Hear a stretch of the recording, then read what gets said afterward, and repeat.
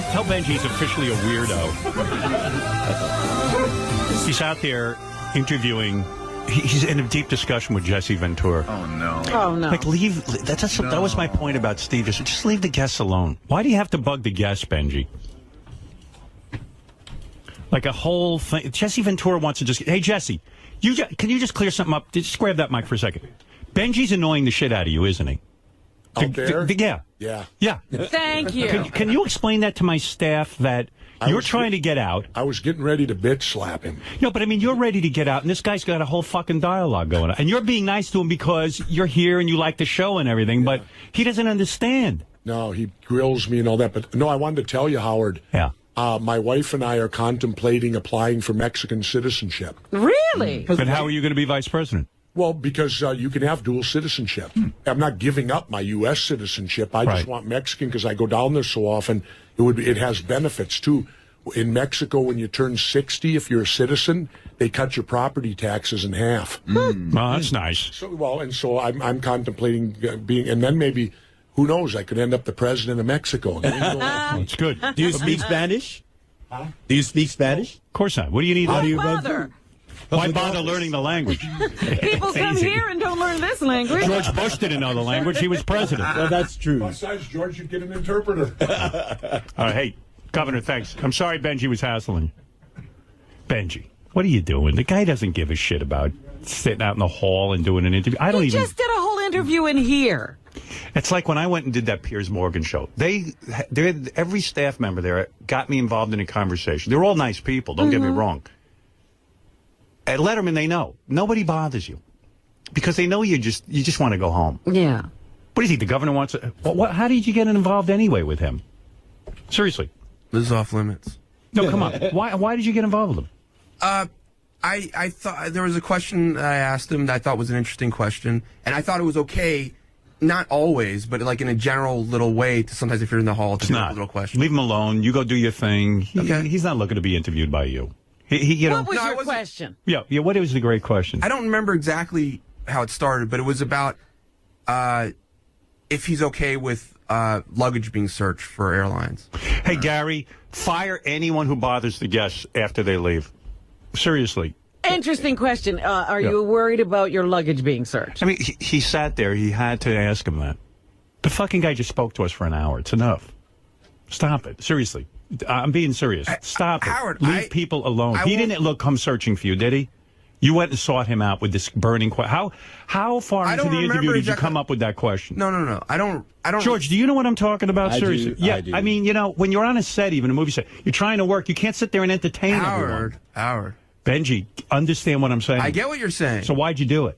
I didn't think. I thought it was okay when we do what? To go hassle the guests? I just spoke to Steve Langford about that. You didn't see how hard he was working here. He was answering all the questions. He had to be up and on the whole. Let him go. No, but, hey, who wrote me this up? Benji was talking to Jesse through the whole break, not just one question. Come and tell me what Benji does. Howard. Yeah. You asked him a series of questions. No, I asked. Why? I thought it was okay for us to Why? But why would he want to sit there and answer your question? Well, I actually think it was an interesting question. If you for who? For you? Yes. Not for him? No, listen, Howard. He's him. He knows the answer. What was the benefit in doing that? Honestly, I'm not making a bit about this. I thought it was okay for us to do that. Jason, what does he do? In the hall. He's a fucking nut. This I'm hearing that Benji does this a lot. Well, Gary should walk over and say, Benji, get the fuck away from the guests. But it was a 2-camera shoot when Benji was interviewing. Of course, that's what he's doing. He's getting camera time. It's not necessary. The man's been gracious. He sat here for an hour and answered every one of my questions. I mean, what do you want from everyone? Stop it. This is how I make a living. You're interfering with it. What is it? Yeah, Tim and I were in the green room, and we heard the whole thing. It was quite interesting. There was at one point, Benji was asking him about passports or something, but the conversation went to people could smuggle stuff into the country or whatever. Yeah, and Jesse Ventura... with a gun up their ass. And they were talking about guns up the ass. But Jesse Ventura is being kind and answering your question because he's grateful to the show. He likes me. Howard, calm down You're using me. You're using me. And when I'm used, I feel very violent. Calm down a second, and I'll answer. You're using me. Calm down a second, and I'll answer. Well, I thought it was fine for us to do that. And no, I thought that was like it is like not fine. interactions What in did the you hall. hear me talk about with Steve Langford? That was something like off the show. I thought it was fine. This is all, the I hall thought, is off the show. I thought little interactions in the hall were fine. No. Do you want us to No. pull the tape? Do you want to hear the whole thing? We'll pull the tape. Yeah, I want to hear it. No, you know, I don't even want to hear it fascinating because it's conversation. boring, and it's boring to Jesse Ventura, and it's fucking stupid.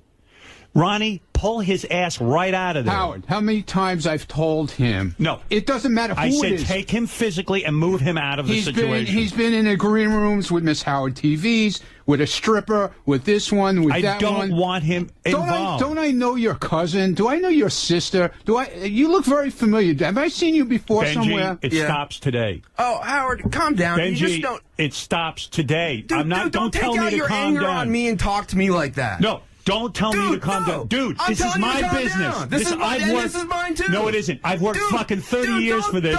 Don't bring my I'm guests not into doing your it, bullshit. I'm not. That's bullshit. Benji, don't do it anymore. Period. I'm your boss, and I'm telling you, don't do it. Talk to me respectfully. No. Dude, don't do it. I don't know, but you're not listening, and I'm telling you, don't do it. I'm absolutely listening. I started out respectfully, and now I'm getting annoyed. I don't want you pulling your shtick with Jesse Ventura and the other guests. Dude, listen. Dude. I asked TV before, is it okay?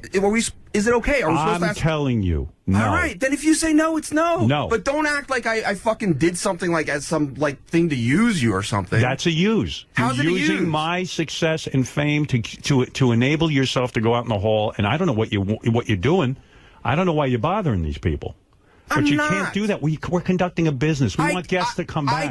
I get it. You know, I got to tell you something. It would be a long time before I'd go back on Piers Morgan. You know why? They nudged the shit out of you. They had me taping there for an hour and a half for an hour show. They grudged me. You know what that means? It means like then I get off the air and I'm doing an interview for CNN.com. I'm doing an interview for this one now because I'm being gracious. I want to be a nice guy. Once they have me, they took advantage of me. You're taking advantage of me. You're a guy I admire and I like, but you do things that you don't think. I just spoke to Steve Langford about not annoying the guest, and now I'm speaking to you. You're going in the hall. The guy just did an hour in interview. And you know what his thought is? Gee, I go on Stern, and it's like a fucking three-ring circus when I leave. I got nowhere to run, nowhere to hide from the Benjis of the world. I rarely... All right, thank you. That's it. You don't have to say any more. You're not going to do it anymore, right? Can I... Are you going to do it anymore? Can I discuss... We're done. Are you going to do this anymore? No. Okay, we're done. But you know, you're making... Your rationale doesn't matter. No. It's irrelevant. I checked and I got permission before I do stuff like that. Only check with me. All right. The other people around here are lunatics. All right. So that's what I was going to ask. He's saying that TV had given him permission. They did? Is that what he's saying? That's what I'm asking. Is that true? I checked. I will then talk to TV about the permissions they give. Who is TV? They're supposed to just sit there and videotape. What, are they now writing material? If they're misleading you, then I got a problem with them.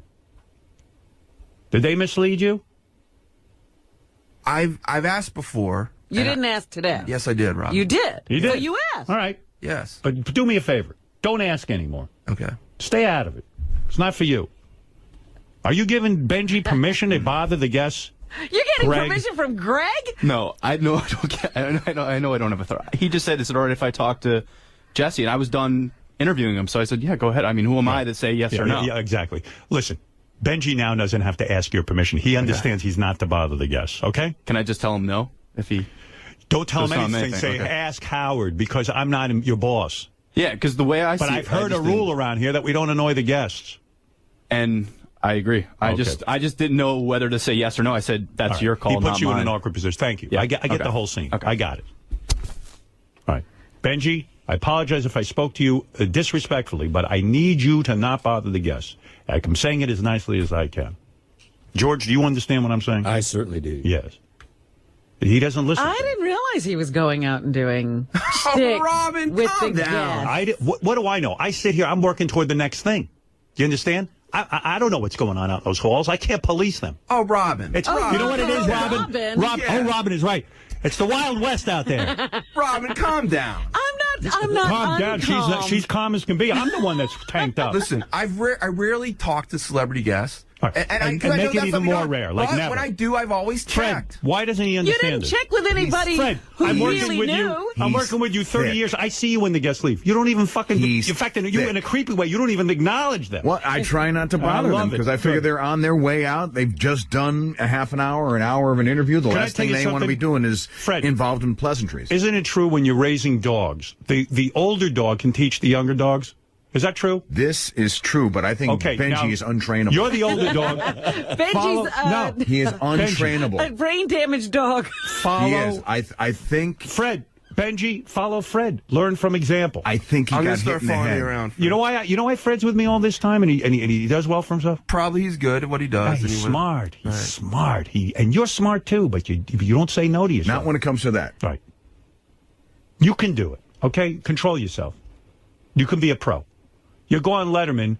Paul Schaefer doesn't run back and have conversations with you. Doesn't chase you out. Doesn't chase you out. Asking questions about passports. He went in one day. I had Andrew Dice Clay here. Benji runs in, starts kissing her. And I checked with you first. And what did I say?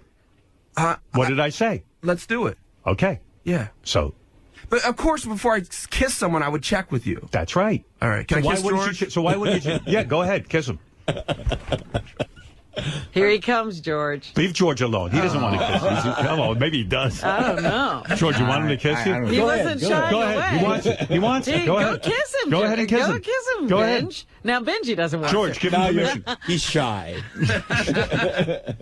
No, I think the request is Here reasonable. you go. There it goes. All right, Benji. Oh! George, you gave him the tongue. No, I did not. He just opened his opened your mouth. Benji, why'd you pull back? Did he put his tongue in? It could have been about to happen. You ever kissed another guy? Just on here, like. Go ahead and kiss him. I don't want to. I mean, it's interesting. He's bashful. It's not in a sexual way, but to have. Go ahead and to kiss say him. you've made George out says it's okay. with George the is guy. famous. But Benji, let me say, Kay. Yeah. the request being made of you right now is a reasonable one. You know, because To make out with you? No. Come on. The interviews and all the other. George, I Benji, get that. I've always Do been you want to respectful. kiss George or not? Just say, you understand, rather than Right. Arguing. maintaining a. Yeah. I think it would be defined funny as position. hell to make out with him, but man, George, are you on microphone? Because you're saying some wise things, you know. It's a reasonable request. George, I get that, and I've always done that. No, I've but always, you're kind of resistant to. Yeah, no, accepting I'm it. resistant when I'm painted in a certain light that's not true. About It me. is true. No, You're it's not not. listening to me. Yeah, I am. And I'm trying to teach you. You're Okay. a good guy. I want to see you succeed.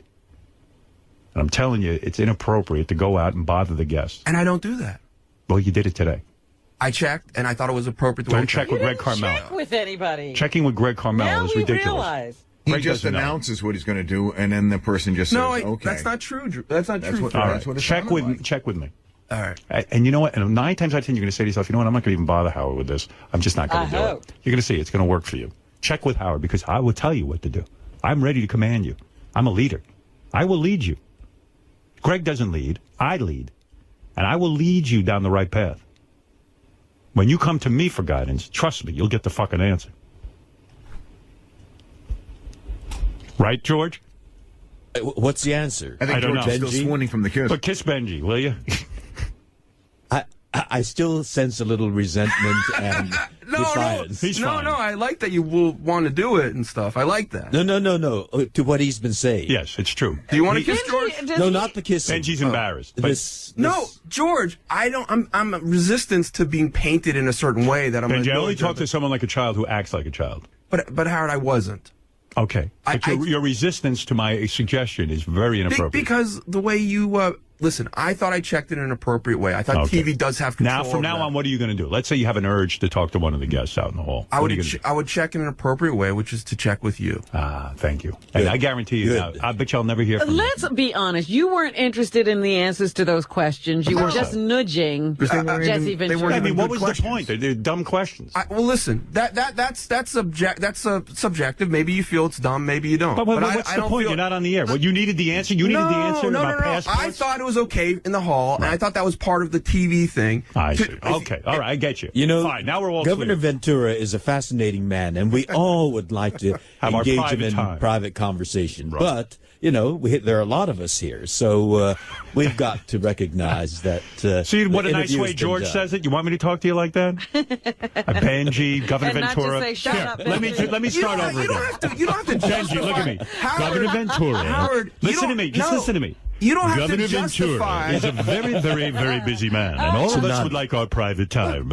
I mean, after all, I would love to speak with him as well. But we all respect the fact that Governor Ventura is busy. So You don't have to justify Benjy? any kind of behavior that you Right, want here. If right. you want us I to sense walk, if you want me to skip through the hall, George, that's fine. I'm sensing But some I'm saying- resistance. What about you? I'm sensing resentment as well. I am as well. My sensors tell me that. George, I believe you're correct. He is still resisting. Resistance is futile. It's a little. It's a little tense here. annoying, George, isn't it? George. I'm in the middle of this. Tense, I love you. I love you too. All right. And All that's right. why Benjy, thank you. we I want love you to you. be a little bit more Kiss pliant. me. Kiss me and be pliant. He's making sense. Yes. Because I would like to have engaged him in conversation. I'm sure all the other people in the corridor would too. But, George, I he's got checked. to go. I checked, and I thought it was inappropriate. All right. to Now check we that. know, It's though, just- right? Now we Got know. it. Got it. Got it. All right. Can I just tell you Moving what? on. what All right. I have to move on with the news. Can I just say, Tsunami. Greg is upset. Tsunami. He wants me to explain exactly what. I understand everything. No, what checking means. I understand. He wasn't checked with. Greg He was just said, "Hey, do you shooting- mind if I talk to the governor?" And he goes, And "Yeah, Greg was sure, go sure. ahead." I got Wait, it. First of all, I didn't try to pin this on Greg. I said, I checked Gary, the TV. I get it. I understand where Benji's coming from. It's not going to happen anymore because Benji's going to check with me, and I will tell him when it's appropriate to talk to the guest, and the answer is never. So anytime you have the question, you can even do that. Exercise your mind. Should I go to Howard with this? Shorthand. But ask me if you get confused. Thank you. Oh, I'm in such a bad mood over my bad haircut. I can't tell you. Dear. Yeah, it's really bumming me out. You were better off yesterday when you didn't try combing it. Yeah, well, I might put it back in a ponytail or something. No more haircuts with Ralph. There's something wrong with that guy. I've got a better situation that I'll go to. How did he get involved with your hair anyway? He kept telling me that my hair didn't comb out good on the TV show. I should grow it out one length. Yeah. And that the reason I didn't look good on the TV show is because my hair was in a certain way, which, quite frankly, maybe he knows. I don't know what he knows. So, because he's got nice hair. I always see all these guys walking around with nice long hair. I figure, well, okay, this guy It's knows. by accident, though. I guess. I don't think he does anything to it. I just think, he's lucky. Last night, my wife and I were working on my head trying to get this hair to grow. Oh, We you were were watering pulling it and pulling it. But, I don't know. They gave me a super short haircut on top, and I've got these long dog ears on the side. I don't know. I can't win. I got nice. I swear to God, I'm watching a show. I'm fantasizing about being bald last night. That my life would be a lot easier if I was bald because I'd have no choice. I wouldn't wear a wig, and I know I'd have to go through life with no hair. That would be it. You wear a hat. I was jealous of bald people. What an easy life bald people have. Because they don't have any choices to make, unless they want to go wear a stupid wig. Oh, then I saw like a Hair Club for Men commercial this morning. Right. And this guy's complaining, hey, I was 23 years old and I looked 43, and now thanks to Hair Club for Men, I've got, and I'm going, oh man, but he's got to wear like a thing on his head. Right, a cap all the time. All the time. Admittedly, the guy did look better. I mean, they showed before and after pictures. Yeah, But he has to wear that thing on his head. Got to be clipping it on. Yeah, I don't have to do any of that. And I can't get nice hair because I let this imbecile get a hold of me. Well, he watches while they cut. Yeah, he watches while they cut, but quite frankly, he's the one telling the girls what to do. Oh, so he's the manager of all this. Yeah. He's responsible, really. Yeah. I don't blame the girls. I blame Ralph. Because they're just there cutting whatever he tells them to cut. And you know what? He doesn't really watch. He's so enamored with me, this Ralph, and being in my presence, he's busy yentering and yakking it up with me. Instead of watching your haircut. Yeah, I mean, it's just unbelievable. Because your hair's really short on top. Oh, does it look ridiculous or what? Well, it looks bouffanty. Yeah, it's like I got a hairdo. With the little short bangs that are cut off. Oh, my God. Oh, yeah, he really did me a... And then when I call him up, I didn't call him this time because I was too upset. Too irate. When I call him up, though, he gives me an answer like, oh, yeah, I really bum out when I get a bad haircut. You know, it's just like, you son of a bitch. I got to walk around like this for a couple of weeks till it grows back. And I just spent the whole, like, last couple of months growing it all out so it would look good. And my hair was finally looking good. Rat bastard. That little Ralph, a peckerhead. I feel like calling him right now and yelling at him, ripping him a new a-hole.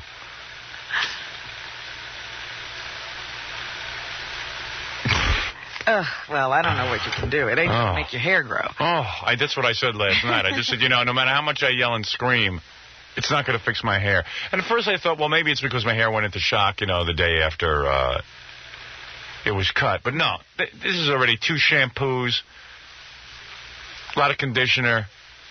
It's short. It's just all completely miscut. Yeah. And Ralph just, he just doesn't have it. I got to get used to that. He's not a hair man. No. And what happened is the girl who was first cut my hair, she finally got the hang of it. Because Ralph finally got on top of that situation. Because she didn't know what to... Ralph commands everything. So then she got upset because I was complaining about my haircut on the air, so she stopped cutting my hair. Oh. So then they brought in somebody new who didn't know what the heck was going on when Ralph started saying, cut this, cut that, cut that. And all I know is, if he had just let her cut it, I probably would have had a better haircut. And where are these people coming from? You have no clue. No clue. You've never seen I don't know. I don't know. Ralph doesn't even know now. So I don't know, I don't know what he's doing, but I'm fed up with him, and that all he can do is I don't even want him to do my makeup anymore. Really? Yeah, I'm just fed up with him. That's how irritated I am with this guy. Now, don't do something drastic. He's a good makeup man. Yeah, he is, but that he does good. Oh, boy, when it comes to getting a haircut for a guy, and I don't even know why he gets involved. If he doesn't know what he's doing, tell him to shut up and sit back. I never had such a wicked-looking haircut. I think he wants to be in charge of your total look. Yeah, he does. Yeah, but he's out of my life. You're Jose or something. Yeah, Jose Ebert. That's what he even said to me. I ought to be like Jose Ebert and wear a hat. Look at that. Do you believe it? I got like a crew cut on top and like long hair in the back and the sides. The thing that really killed me, because I didn't notice this before, is the little bangs. Yeah. Yeah, my wife said you just push your hair back and not even have any bangs. Yeah. You see it, Jackie? Look at this. Look at it. You're a new man. Yeah. I'm a new man, all right. Looks the same. Look, to Jackie, it always looks the same. Jackie could care. What? It actually doesn't look the same. Yeah, it doesn't. The top's different. Yeah. It's all messed up. I mean, this guy's a loon. And this Ralph is walking around with, I'm going to take a friggin' hatchet and cut his hair off when I see him. Yeah, hack his hair up. I'm going to hack his hair up and see how he feels walking around. Oh, I always feel bad when I get a bad haircut. You stupid son of a bitch. What's his number? All right, let me take a break before I blow a gasket. I'm not some schlub like Ralph. I got to be on TV. I got to see people. Stupid dick. Wait till I give it to him. Hey, and he'll like that I call him. Oh yeah, he'll get a big kick out of it. Yeah, that's part of the show. Yeah, he's part of the show now. He's like Fred or Jackie. I wrote a bit. You know what? Let's not call him. That's how pissed I am. That's why I didn't call him. And he's out of my life. He can come. He's not. In fact, who does your makeup on the show? I'm talking about you. Just not the prosthesis and stuff when I do masks. Yeah. Because Ralph does that great. Who does your makeup? I think her name is Elise. Well, Elise does my makeup. I don't want him touching me. He can blow out my hair and do my prosthesis stuff. I just can't take it anymore with him. I got to get him off my back. He's come too close. Yeah, and he's just annoying me. It's just annoying what he's done to me. I mean, I don't know. Does he watch what's going on? I mean, he's busy. Clip this, clip that. I'm bald on top of my friggin' head. Well, I don't know how a guy who doesn't know how to cut hair can stand there with a person who does cut hair and tell them what to do. Yeah, I don't know. I mean, it seems redundant there to me. How long does it take for your makeup to go on? Oh, well, I get a pretty extensive makeup job. It's like one of those makeovers for you. But she wouldn't have... Well, how long does it take Jackie or Fred? How long does it take you guys to get makeup done? About 90 seconds. Really? That's what I want. Well, God bless you. Waiting for Robin for about 50 minutes. Well, try to get your eyes done once, Jackie, and see how. Yeah, but she gets her eyes and her lips and everything done. No, but I just didn't want you to say... I just want to get powdered down. I don't care anymore. I want my hair back. I had such a nice haircut. I look like Michael Bolton. Ooh. Did you see it, Fred? I did, and I had to look away real fast. Yeah. It's pretty bad. I know. It's real bad, not pretty bad. Pretty bad's being kind. It's noticeably bad. different. Stupid rat bastard. Does your wife hate it? Oh, everybody hates it. My wife was like, I'm blow drying it, right? So while I'm blow drying it, my wife's like giving me one of these faces like, you know, and I'm like, get the frig out of the room. I can't even say the F word on this crummy station. What station could you say it on? I don't know. There's got to be a station somewhere I can say it. Oh, man. When your kids don't recognize you when you come home from a haircut. I'm like so irritated. I just want to go home and kill myself. Oh. That's how I want to kill myself. People don't realize what a bad haircut does to you. It's just, you know, I don't have much going on for me in terms of looks. I got nice hair, and now I look like, I don't know, I look like some... You look like a poodle. I look like a poodle. I look like some kind of idiot. I look so stupid. You know what? Gary, get me a hat. Go out. Come here, Gary. You're going to go buy me a hat. I don't want my hair being seen in public. But I need a big hat, like Cope wears when he's getting his hair weave fixed. You want a fedora? A stocking.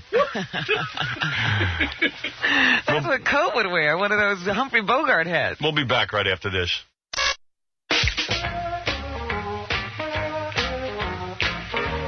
Singalodian. All right. Yeah. I keep telling Gary, get me Ralph's number so we can call him on the air, but Gary's going, we don't have time. Oh, good, because we do have the FMEs. Yeah. You don't want to call him. Yeah, I don't want to call him, but I do.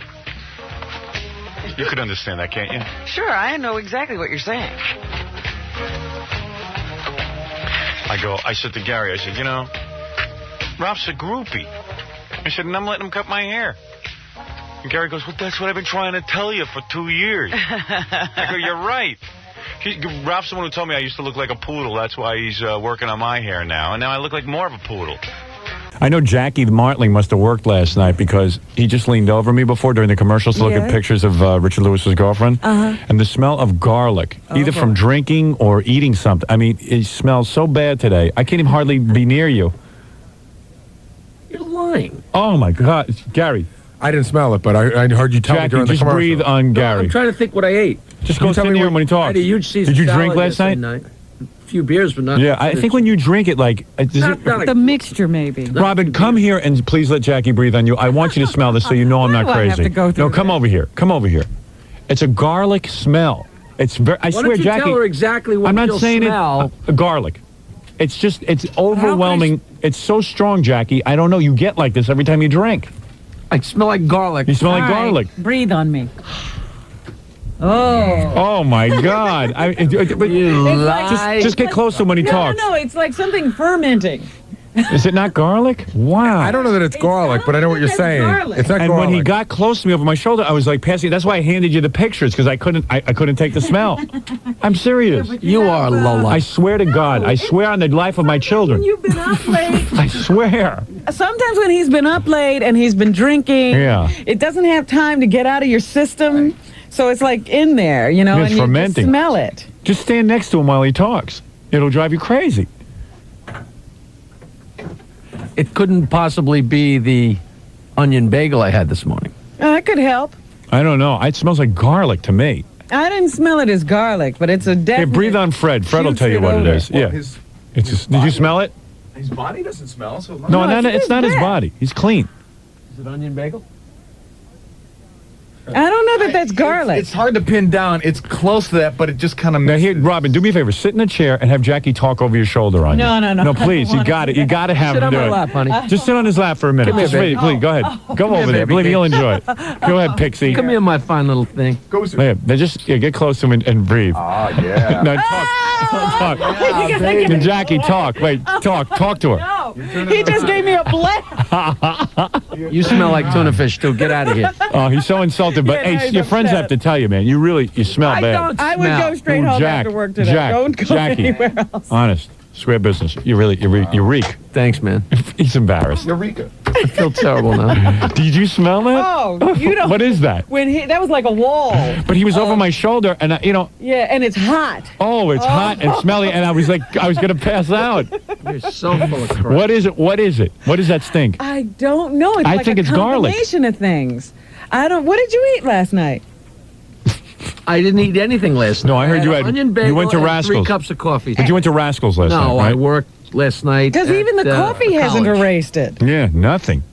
It's so Usually powerful. coffee overpowers. I always thought you got it from drinking, like maybe the beer or something ferments, or has a certain way of.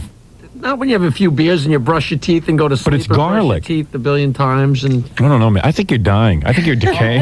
That's a distinct possibility. His nails are falling out. When that girl yesterday was sucking your toes. Oh, man. Hey, Robin, go ahead. Let's do some news. Yes. We'll get off Jackie's breath. 20-nail breath. Fred, sit in Jackie's lap and let him talk to you. He'll enjoy it too much. You got to brush, man. You got to chew some gum or something. Don't eat me. Mama Lucian. We've all known each other way too long. Way too way too Yeah, we long. tell each Way other too small a when room. we stink and everything. Yeah. Ooh, you stink. Well, it occurs to me that you, Jackie, and Fred, I see you more than anyone in my life. Well, it's the same with all of us, too. Yeah. So I figure we have a right to tell each other when we smell. And since we have to be in such The close smells that quarters. we go through with you with the. I know, with that's the- farting. Oh, Come on. Sorry. And your stink isn't maybe the worst on the planet. got in You know trouble what? before. When Why? you guys, Why did you get in trouble? Because we're busy. We're. what did you do? I love this. What did you do? I was running around trying to put that stupid song together because we're trying with different versions of it, and we're trying to. So I'm running up and down the hall, Xeroxing and going to get the cut. And so I was alone, I thought, in the For a hall. second. Yeah. And I really had to fart. And I was in a big hurry. I'm not going to do it in here. I didn't want to do it in the office. And I just really ripped one. And all of a sudden I hear, Jesus Christ. And Tom Chisano just turned the corner and walked out. Right in his face. What happened, Tom? It's just as he described. Right. That's gross. That's rude. That is rude. Yeah, give him some gum. Here's the gum, Jackie. Here, wait, Tom, smell him. Seriously. Don't give me the gum that Please. gets hot in your mouth. It doesn't get hot in your mouth. No, really, you need gum that gets hot in your mouth, Jackie. Okay, Jackie. I've never Come here, smelled Tom. anything. So you just here. Come here.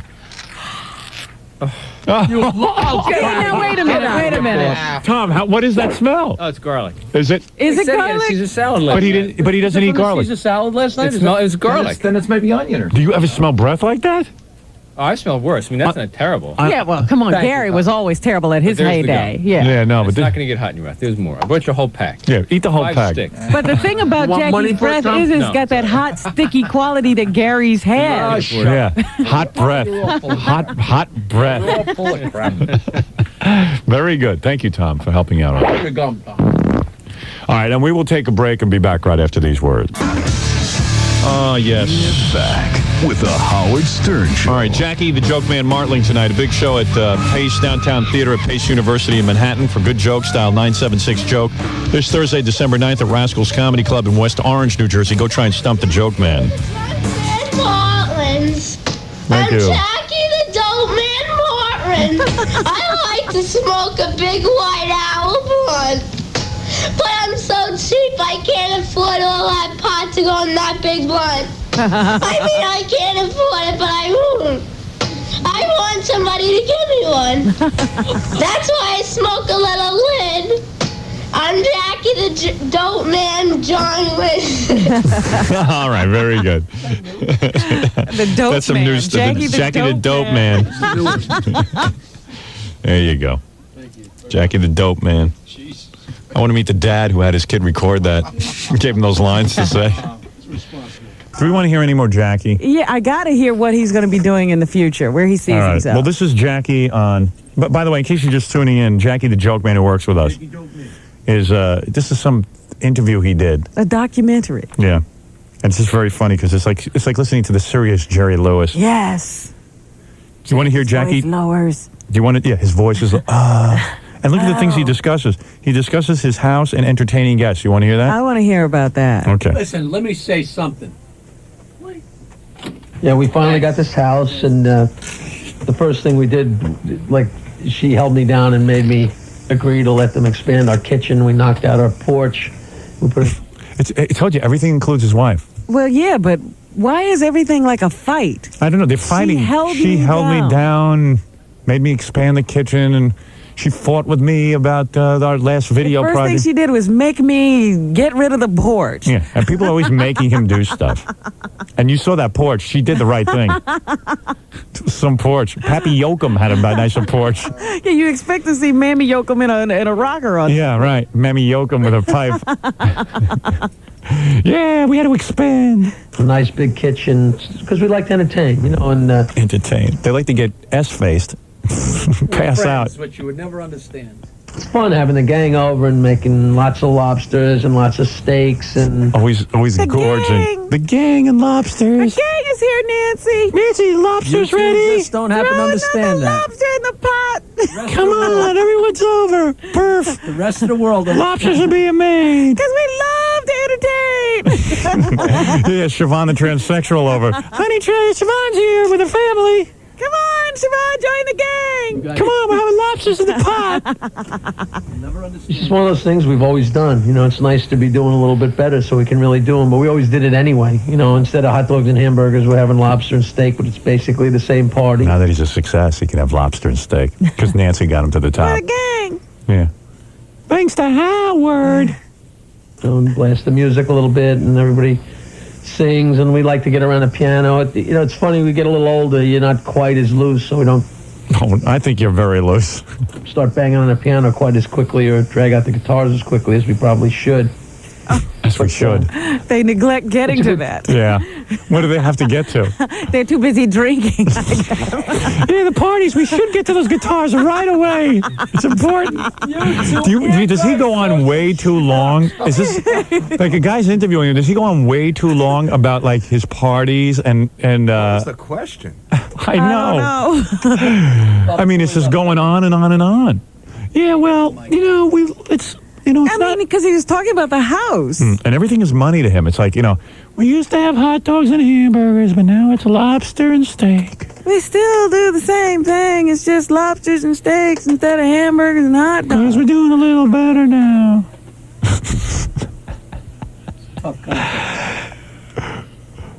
Who analyzes it that much?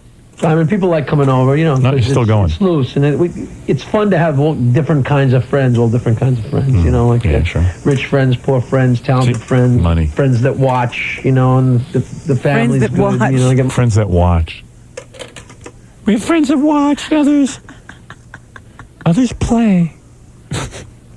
We probably don't get to the piano as quickly as we should. For the watchers. They like to watch us at the piano. We have some people that don't like to participate. Nancy tries to engage them. Father's singing, and my mother makes people laugh. Oh, yeah. Made me laugh. It's something I've always done and always I liked. saw her sitting in a lawn chair. That was pretty funny. I always laugh. I always laugh when I see Jackie's mother. I'll never forget the best time for me was when she was sitting there watching the TV. Yeah. In the middle of like the 4th of July celebration. I go into the house and Jackie's mother's sitting alone in front of the television. And she's just watching the news on Channel 12. Right. And I say to her, what are you doing? And she says, well, Jackie's going to come on this station, and I don't want to miss him. This was the middle of the afternoon. He was coming on at 7:30. I know. Well, she had to be geared up She for it. didn't want to miss him. Hey, she loves her son. My parents always entertained, and Nancy's parents always entertained. It's just... We have entertaining in our what blood. we do. I don't know if there's a specific reason or whatever. Jackie, all of America entertains and has people to their house. He's amazed by this. Specific reason why they do that. We've always entertained. I guess it goes back to the great-great-grandfather Nipsey O'Martling. Pappy Martling. Pappy O'Martling. First entertained in 1853. Had people over to the house. And I don't know, I guess Nancy's family always entertained too. So we entertain. Grandpapa Sirianni. Yeah, from France. From Remulac.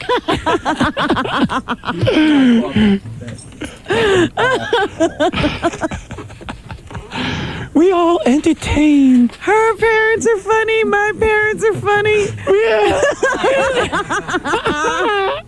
We all entertain. I don't know if it's just something about us. Most people don't entertain. We entertain. We're entertainers.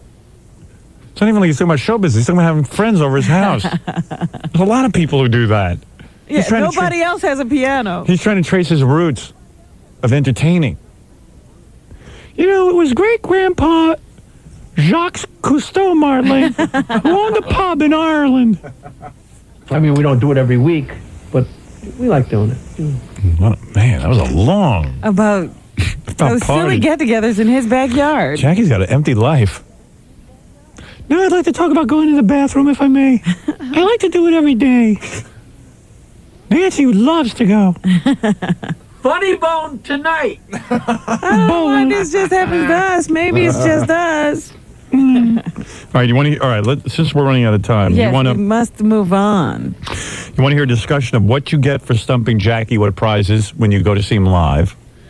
Do you want to hear advice to aspiring comedians? Advice. All right, okay. Me too. The entire documentary will be on 9221 tomorrow. You're going to be talking about the documentary tonight in Philadelphia? Absolutely. All right. Absolutely. Like I have a choice. Nancy and I love to entertain. So many people say to me, I really want to be a comedian. I get a lot of letters at the Howard Stern show. I get people coming up to me at gigs. Jackie, I want to be a comedian. This is serious. This is real serious. Is there crickets in the background? Yeah, I hear crickets. I swear to God. Dude, Did you shoot this at home? Wait, let me hear this. Here's crickets. Is that crickets?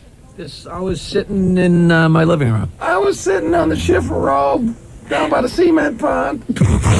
Crickets in his living room. We have windows, Howard.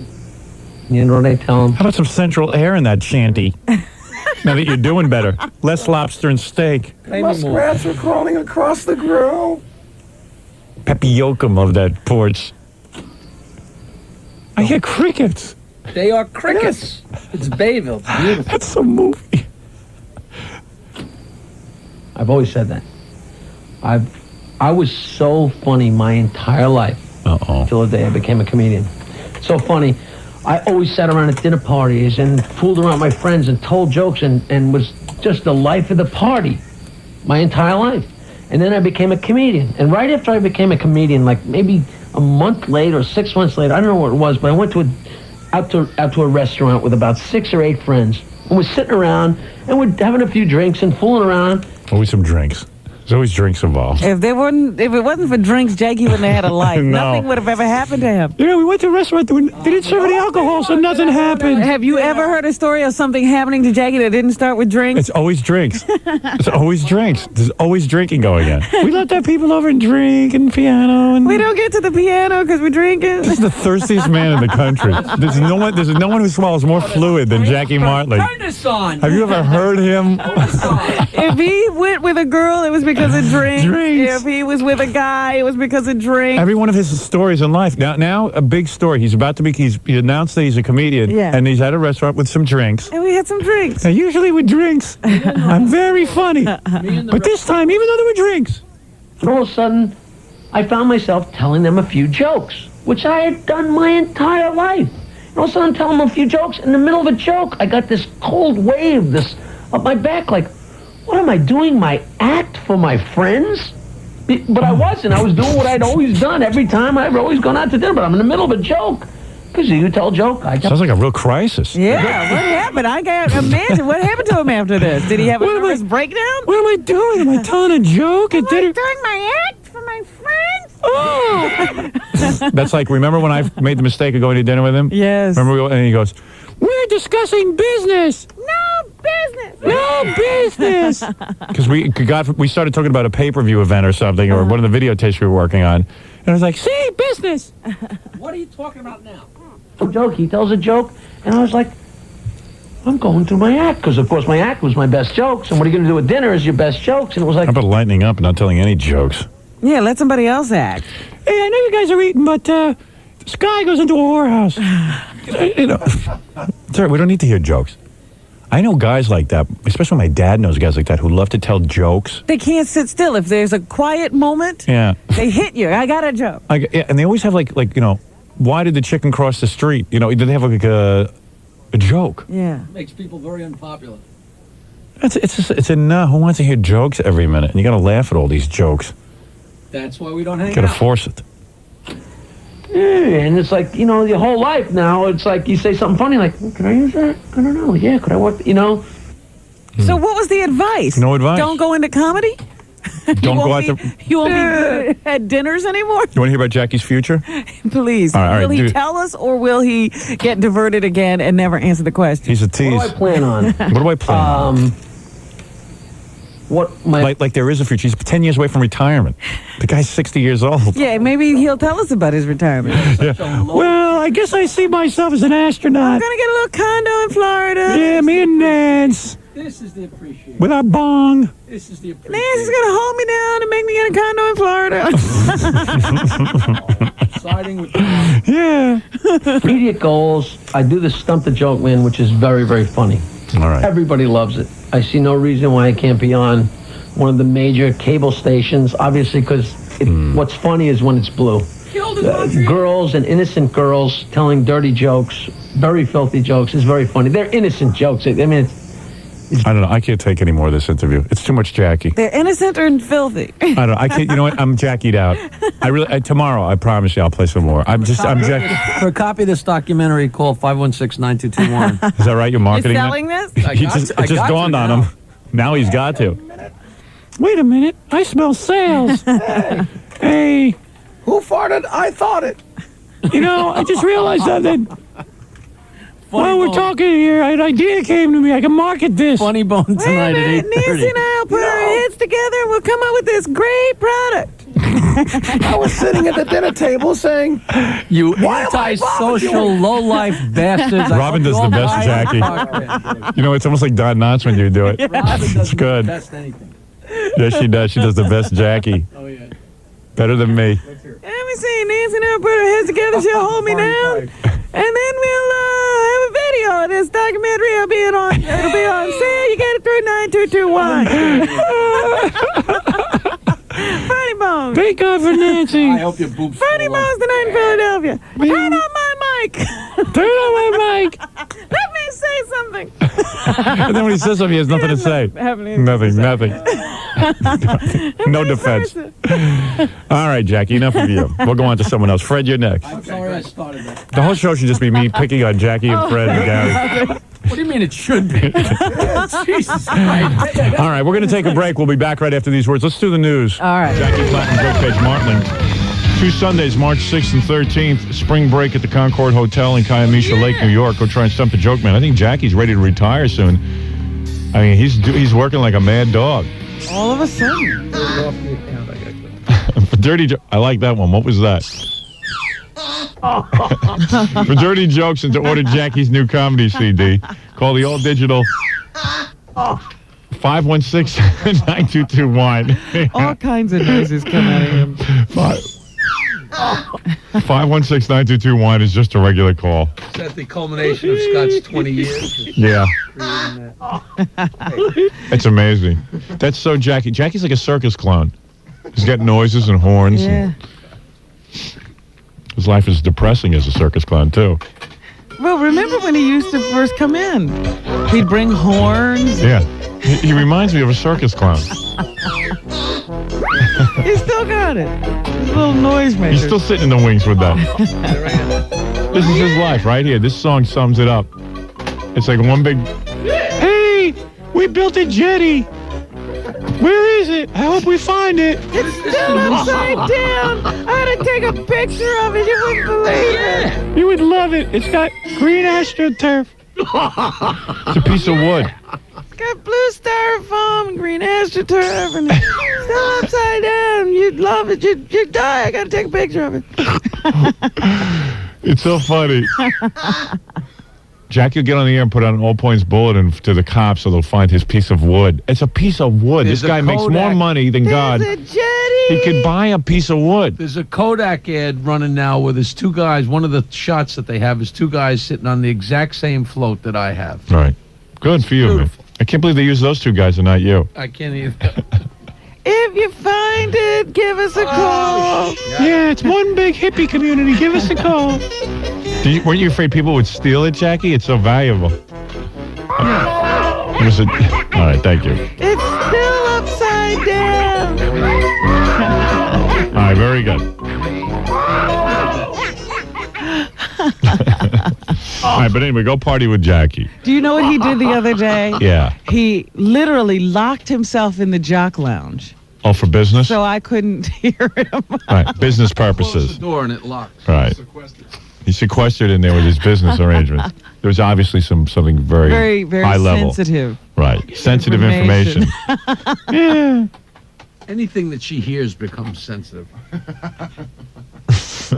Just get me the appointment because I need to see. This thing has been hanging around. What about the CD discussion? I just got a little thing. What about the CD discussion? I missed that one. That was so logical. We could only hear, because Fred would keep talking and talking and talking. Yeah, Fred, we hear and then Fred. the least little bit of I know. What was that makes up one? for the time he It missed. was like, he was having a normal, and then all of a sudden Jackie Yes, went the over business. into the corner and started whispering. So that's when I knew the discussion was getting into it. There was something good, yeah. Jackie discussion. Lying. So all of a sudden, we're trying to listen, and Jackie goes, "So what's the story on the CD and the tape? Yeah. How many units have we moved? Turn this on. What?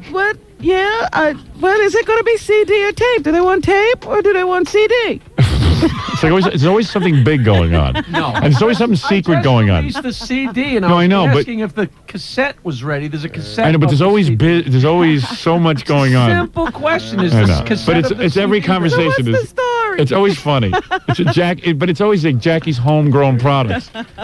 Yeah. Don't you start. I'm not going to. But the funniest thing is, I don't know how Stuttering John, everybody. I don't know how Jackie makes money on CD because he gives away his CD Thousands. to everybody. Like Right. even at a restaurant yesterday, the waiter made him a special cupcake. Yeah. Here, give him a CD. I mean, he just gives them to everybody. Right, anything. And what does he carry him around in his Yeah, bag? carry him around the bag and whoever. He's so proud of it. The parking garage attendant. Really?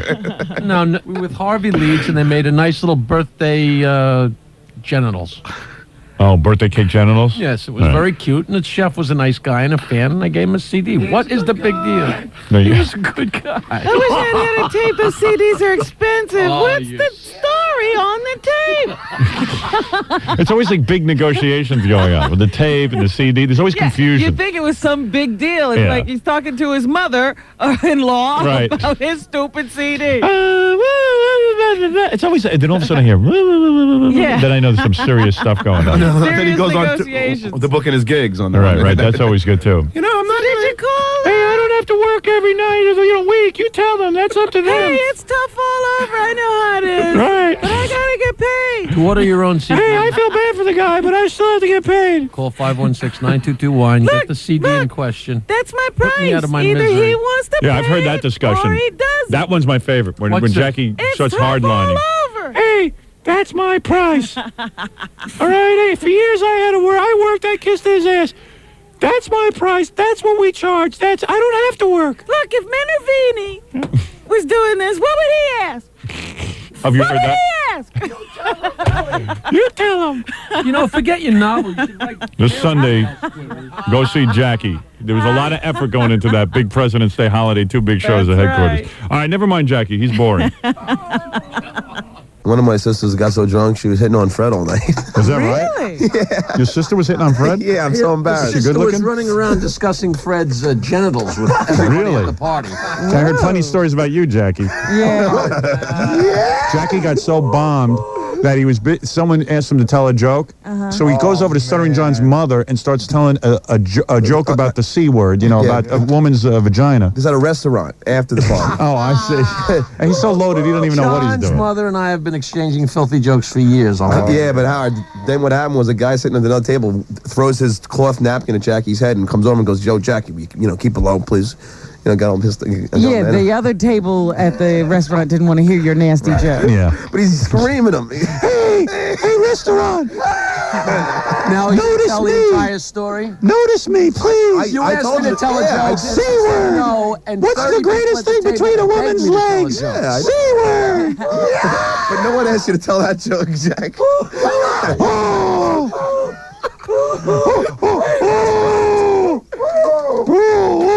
Hey, restaurant! You're barking up the wrong tree with me, Joe. Oi, oi, oi. I don't think so.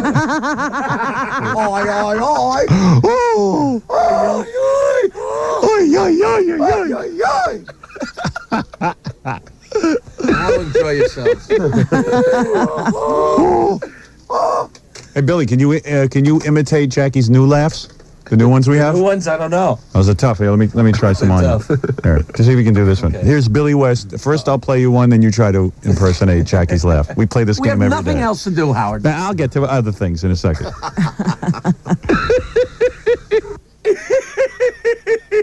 Very good. Very good. Hold on. Too many.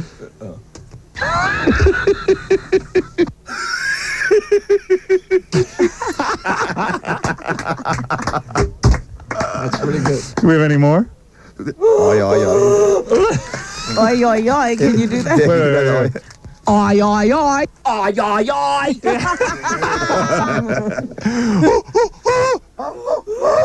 You got any more Jackie Lester, Billy? Doesn't that hurt? No, it's great. Yeah? Yeah. Sounds painful when he does it. One. Okay, ready?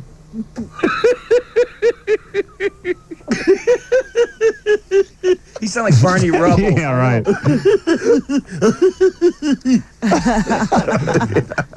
I think there's more. Hold on. Wait. Okay. Very nice. Nice job. Nice job. There's no reason for me to be here. You got one more? I have a wild card laugh. It's a little hard to discern. All right, let's try it. Let's see what it is.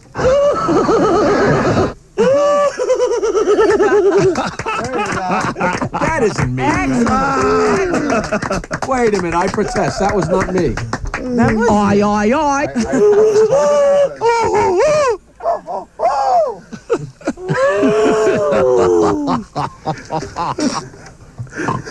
All right, very good.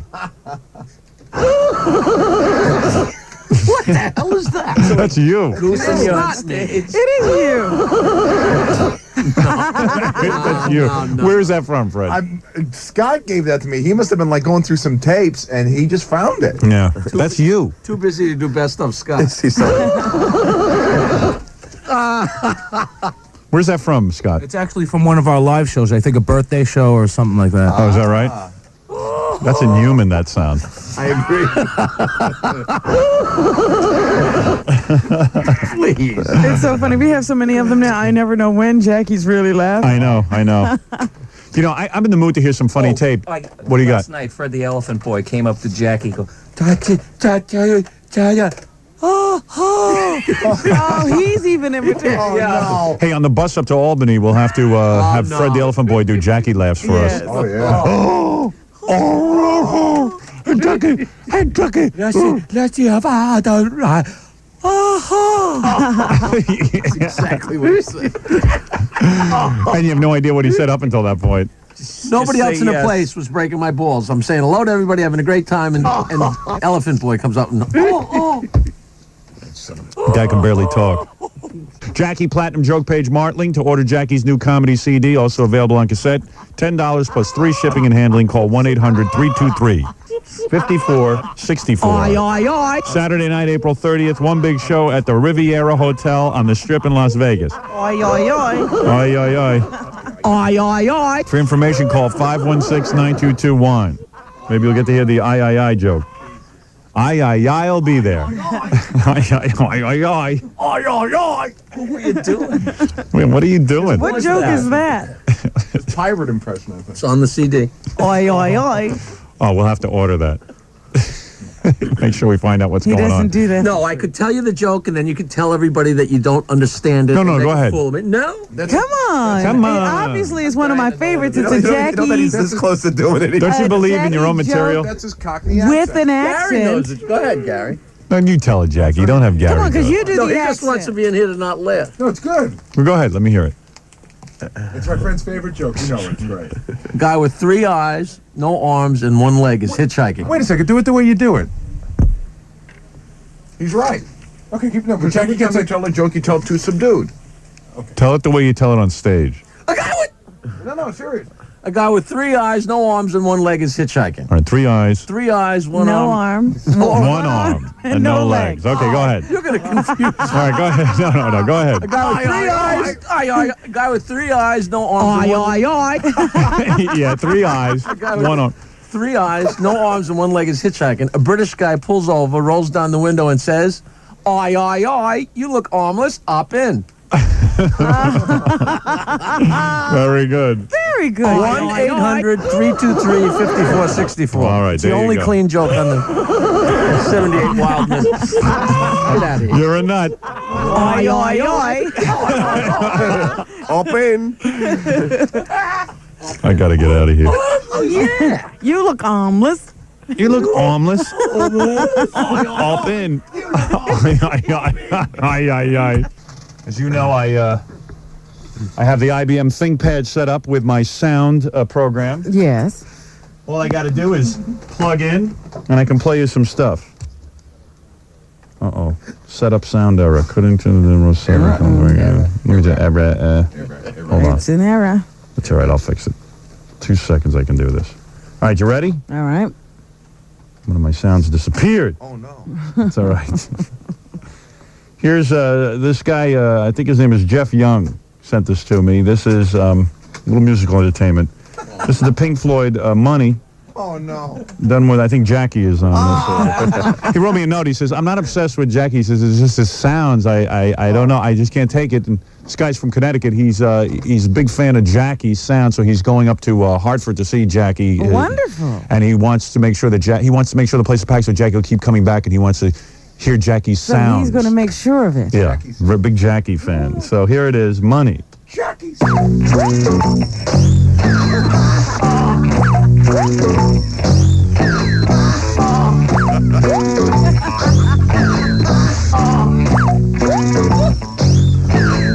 Why don't we get some of the money? There it is. That's Money, the Jackie Money mix. That's And, wild. I love that. this one is called Jack Dog. This is Jackie Led Zeppelin. Black Dog. Black Dog, Jack Dog. Here it is.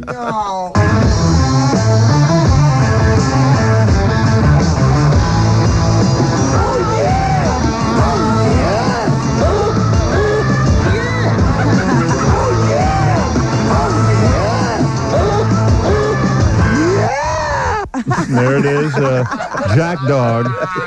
Jack Dog. Jack Dog. These people have jobs. Yeah. That's the funniest thing. And then you got, here's another Jackie sound. I don't even know where this is from. This is called Ay Ay Ay. Oi, oi, oi. That's Jackie. There you go. And My CD, thank you very much. here's some more Jackie. And, you know, the various Jackie sounds. Yes. You know what I mean? Well, Jackie, the whole world laughs with you. They laugh and laugh and laugh and laugh with you because you're a funny guy. Very good. All right, Jackie. Wacky Jackie. Hey. I knew you'd all like that. Oh, That's boy. too funny. A lot of fun. Jack Dog is the best. Jack Dog? You like that one? Oh, the first one was much better. Jack Dog. Jack Dog.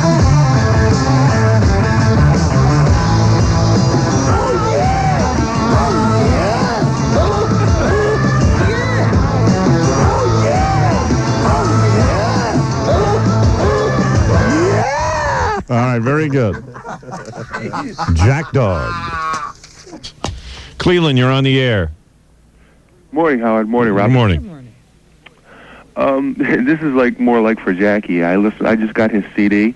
Yes. His new the Joke Men CD. Do a lot of people buy that, Jackie? Yeah, so far a couple thousand. Really? Wow. Yeah, where is it on the This is my charts? first review, and it sounded like he's getting ready to trash it. Oh no. Oh, the guy loves it.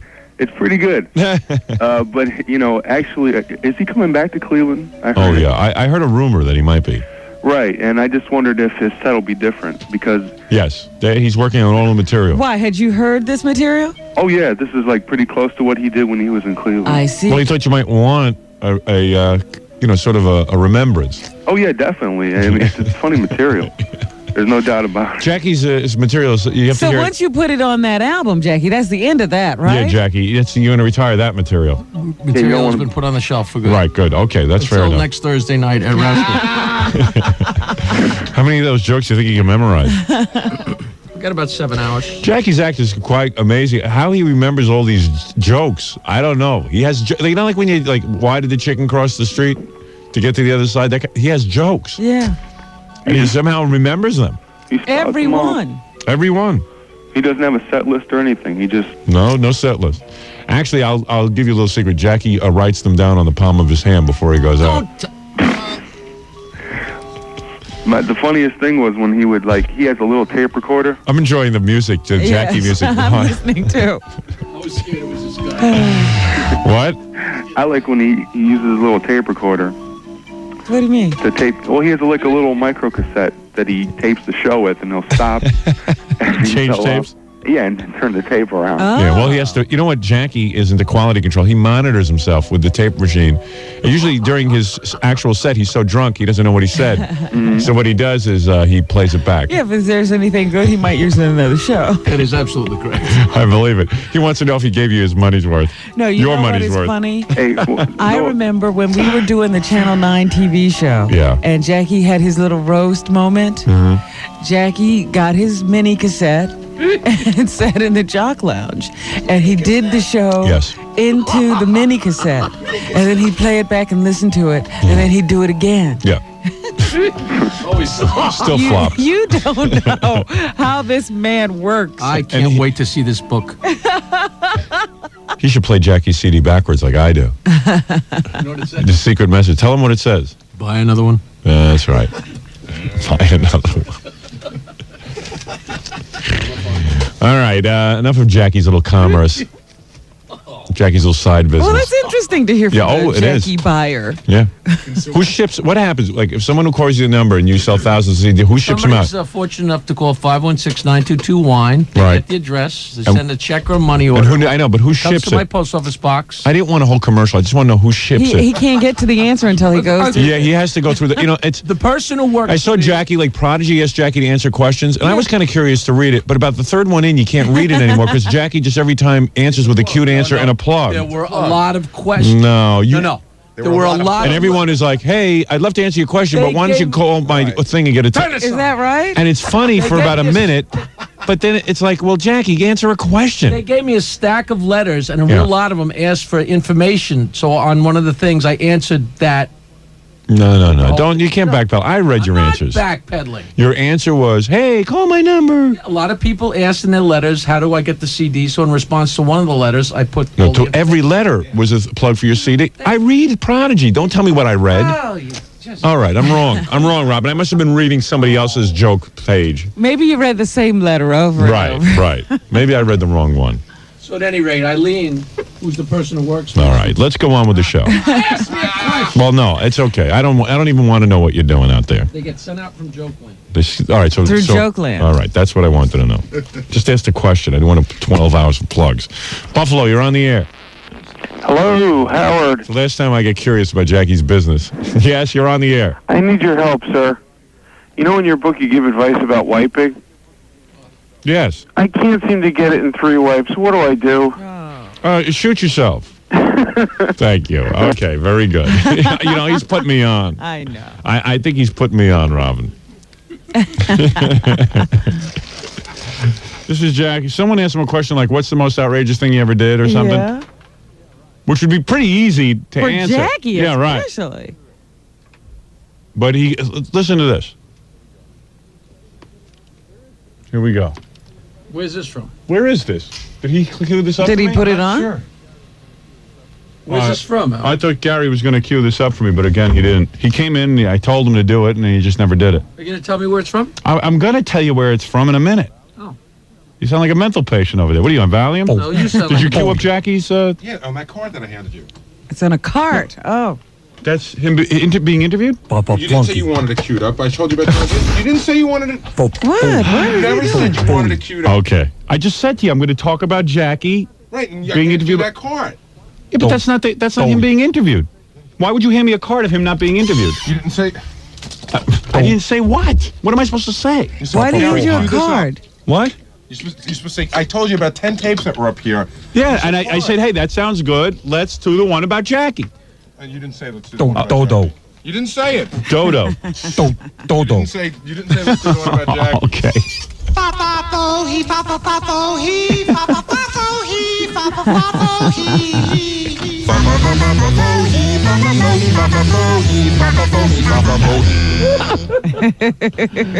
All right, here we go. Flafafloli. Flafafloli, where is this from?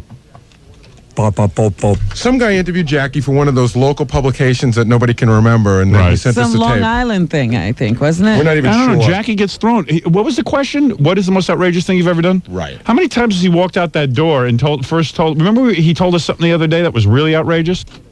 The most embarrassing thing? Yeah, that you wouldn't ever do again.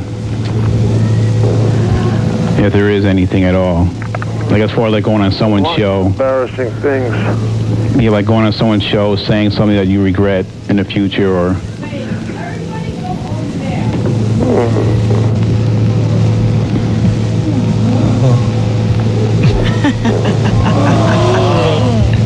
Wait a minute. This guy interviewed me and he something said that you came did back- tape? Yeah. Yeah, he did that. That's wrong. Yeah, of course it's wrong. Get it off of there. Jackie is upset now. Jackie's upset. No, but that's wrong. Why is it wrong? Jesus Christ. That's wrong. Jackie's just trying to send a woman to the Red Floor Inn in Westwood that doesn't Yeah. exist. He's wrong. Everything on the show. Why don't we play Robin's tape of her interview with you? I wish he would. It was great. It was good. We'll get to it after the book's out. Yeah, believe me. You mean like something that came back to haunt you? Yeah, maybe something like that. I mean, if there isn't anything, then there isn't anything. Yeah, it's a little bit more interesting a question than the average person would ask. Hold on, I just walked in from work. I didn't even catch my breath yet. The most embarrassing thing. Let me think for 2 seconds. Okay.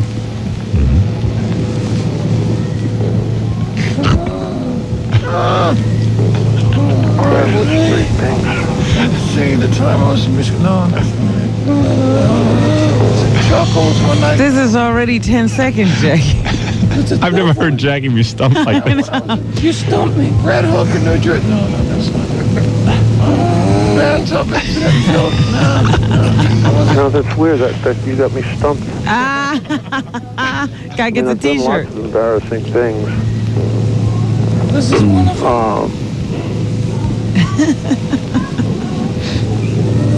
See, I have to be very careful what I say because anything I say always gets faxed back to my show, and I get reamed for it. So I got to make sure that it's taken in the right context. Much rather hear the blank. Yeah. You'd rather watch your what?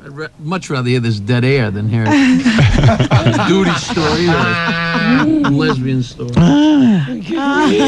Can't think of one thing. I want to hear your tapes of his interview. I don't know. Everything I say gets faxed back to me. I'm not doing her interview. Really? Is that right? Yeah, because I'm canceling right now. Good. Why? What do you want from her? To Howard. I don't want to do it. I get reamed. I get reamed. I can't believe... He's not done yet.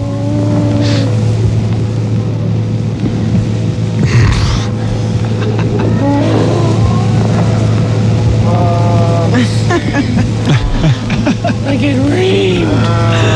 Well, I'm canceling. A long time ago, I was being interviewed on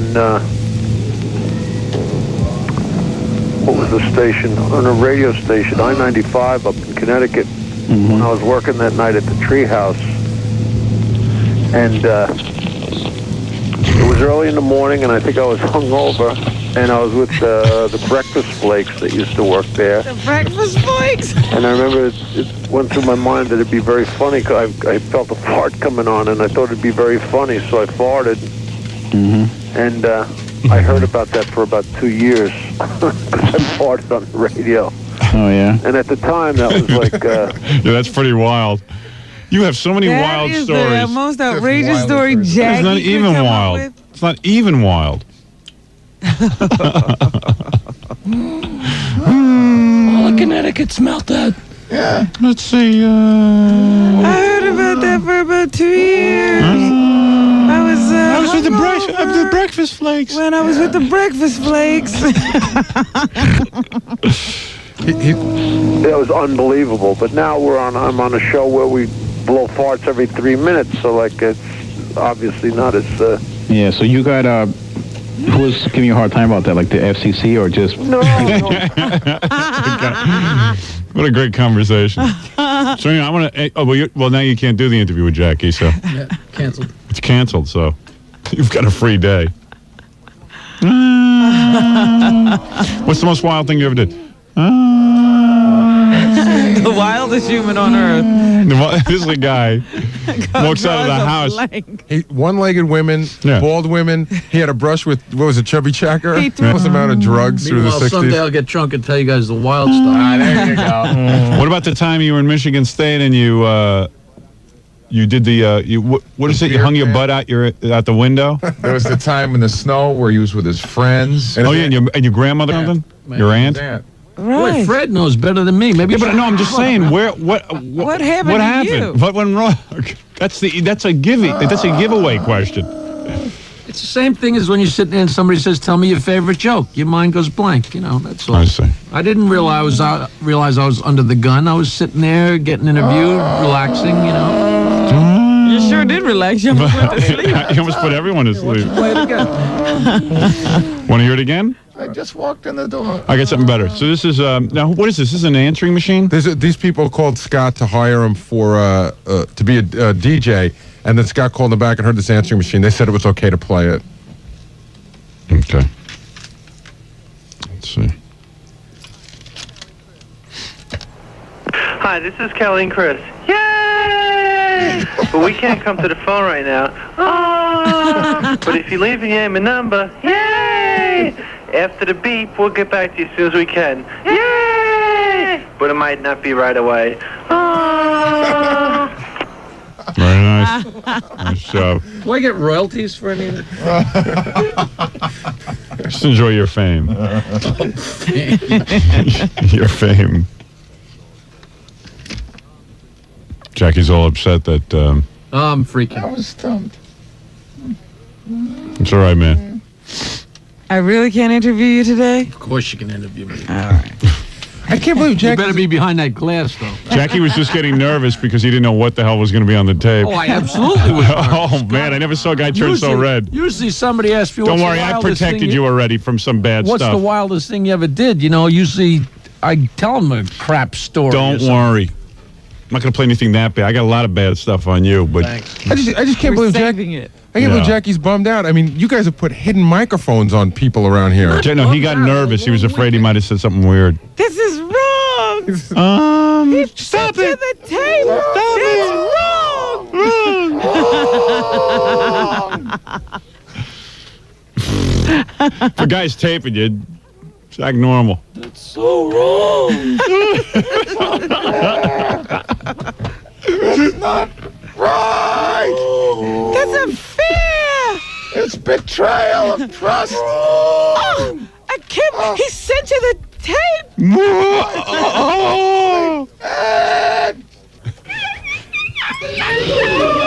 Some guy sent me a new Jackie song, too. Want to hear it? Yeah. I got it in my computer. It's cool that you can keep music and stuff in your computer. This is Jackie doing... You a fan of Ozzy Osbourne, Crazy Train? Yeah, absolutely. All right, I think you'll like this. Robin, you're in this as well. I am? Yeah, there's a lot going on here. I'll keep quiet during it, but listen for yourself. Listen for Jackie. I'm even in this.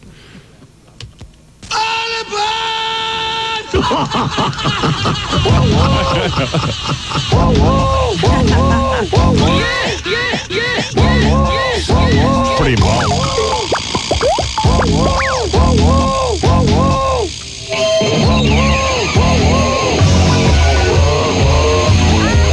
There you are, Robin. It's like why me? There it is. I thought that was very impressive. Great. Yes, very impressive. Same guy who wrote Dirty Love, a guy named Jeff Young, sending that to me. I'd share it with you. A lot of free time. All right, let's get back to, too much free time. Man. Who is on the phone for me? Curtis Lewa is on the phone. Let me, excuse me for 1 minute, boys. I got to take care of a pussy. A guy who talks behind my back.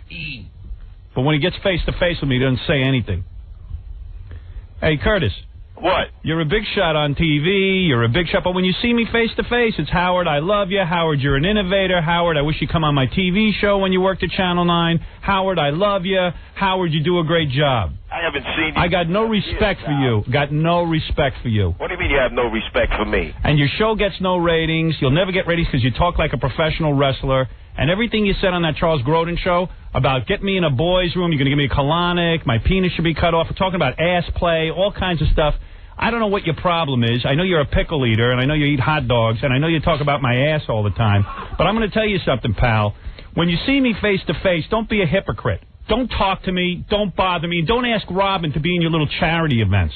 Hey, well, let me tell you something. First of all, you're a liar. I had only kind words for Robin. You don't have kind words for Howard. You don't have kind words for me. I don't buy that crap. This is our show. Yeah. Oh, that's right. And you're the king of all media. So what are you worried about a peon like myself for, Howard? Why don't you talk about the black woman you left? Is the only way you can get on TV to talk about us? No, it's not. That's the way you promote yourself. Why don't you just go ahead and do a show that somebody wants to listen to? I existed in this world long before there was... Yeah. Who knew you existed? Out there in Detroit and Washington, D.C. Why don't you make a movie? Why don't you write a book? Why don't you do a radio show someone listens to? Why don't you do something that somebody could pay attention to? What kind of an argument is it that Howard is this and Howard is that and we should take him into a bathroom and beat him up? Yeah, that's a great argument. That's what children should hear? That's how you're worried about children. What do you want, children to settle all their arguments by beating people up? Look, you're such a tough guy. Yeah, you're a tough guy. Shut up. He wants to fight. Yeah, you know what, Curtis? I'm going to tell you something. You're a real phony. Because I don't mind a guy who comes up to me and says, hey, Howard, I don't like you. But when you sit and tell me stuff in private and how I've been good to the Guardian Angels and you're giving me plaques and you're inviting me down to the subway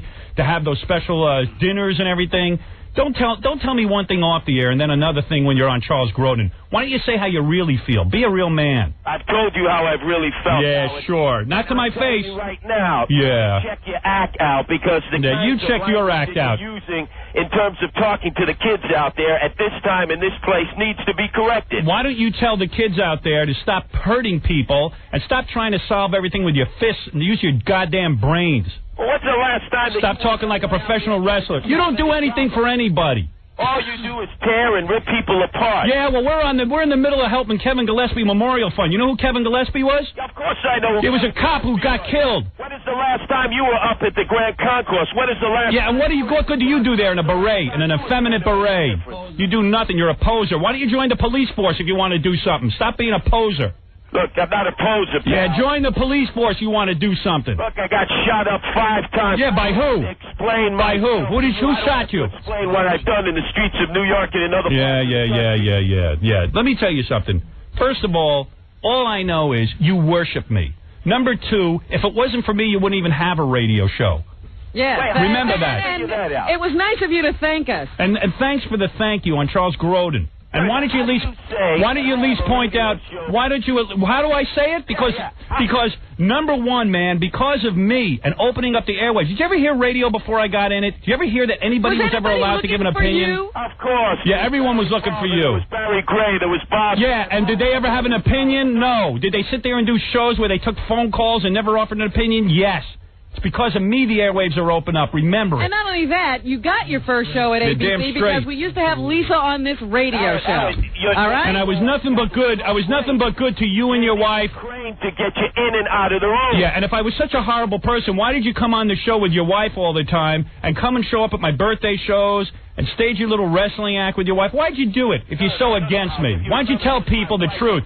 You used to come on the those events. Yeah. You would call. So why did you come? We have a different... You showed up at those events. Does everybody have to worship at your throne? And why do you want Robin Quivers sitting there working your charity events? Media? Yeah. Well, what about my First Amendment rights? What about my free speech? You got him. Who stopped him? Handle your program. Who stopped your speech? Words that are affecting the young people. What words? You don't even listen to that. What words? Name the words. Name the words that affect young people, you liar. Through a litany of go through it. That flies out of your mouth. Go through it. Go through the lies now. Let me hear them. Let's face it, Howard. You wouldn't want your own family of daughters to be listening to you in the morning. Oh, bull crap. Time again. Oh, be quiet. You're idiotic. You know that? You're absolutely idiotic. Or in the wee hours of the morning. Yeah, it's called being a parent, you dope. What's something you're not. because I have a reasonable difference. Where are your children? Where are you contributing to society? Nothing. All you have to do. You don't even have a child. Put me down. If everybody was a good parent like me, you wouldn't have a problem. To be put down, Curtis. You don't like people talking about you when you're not around? I'm always used to people. Curtis, why don't you go? Curtis, why don't you just beat people up? That always solves everything. I'm surprised at you, Robin. Why don't you beat people up? Don't be. Do not be surprised at me. You don't attack Howard Stern and expect me to kiss you on the lips. Can't you think for yourself? Screw you. Screw you. I do not care what you say or think about anything. Hey, Curtis, man, all I know is you've walked up to me privately and talked about how great I am, especially after I did your Channel 9 show. Oh, that's baloney. And you've walked up to me and you've said tens of millions of times what a great broadcaster I am, how good a friend I've been to you. And now don't sit there and get on TV and ignore that. What do you mean? Why don't you be a man and admit what you really feel? And I said exactly and what you know me, and you know exactly what I'm about.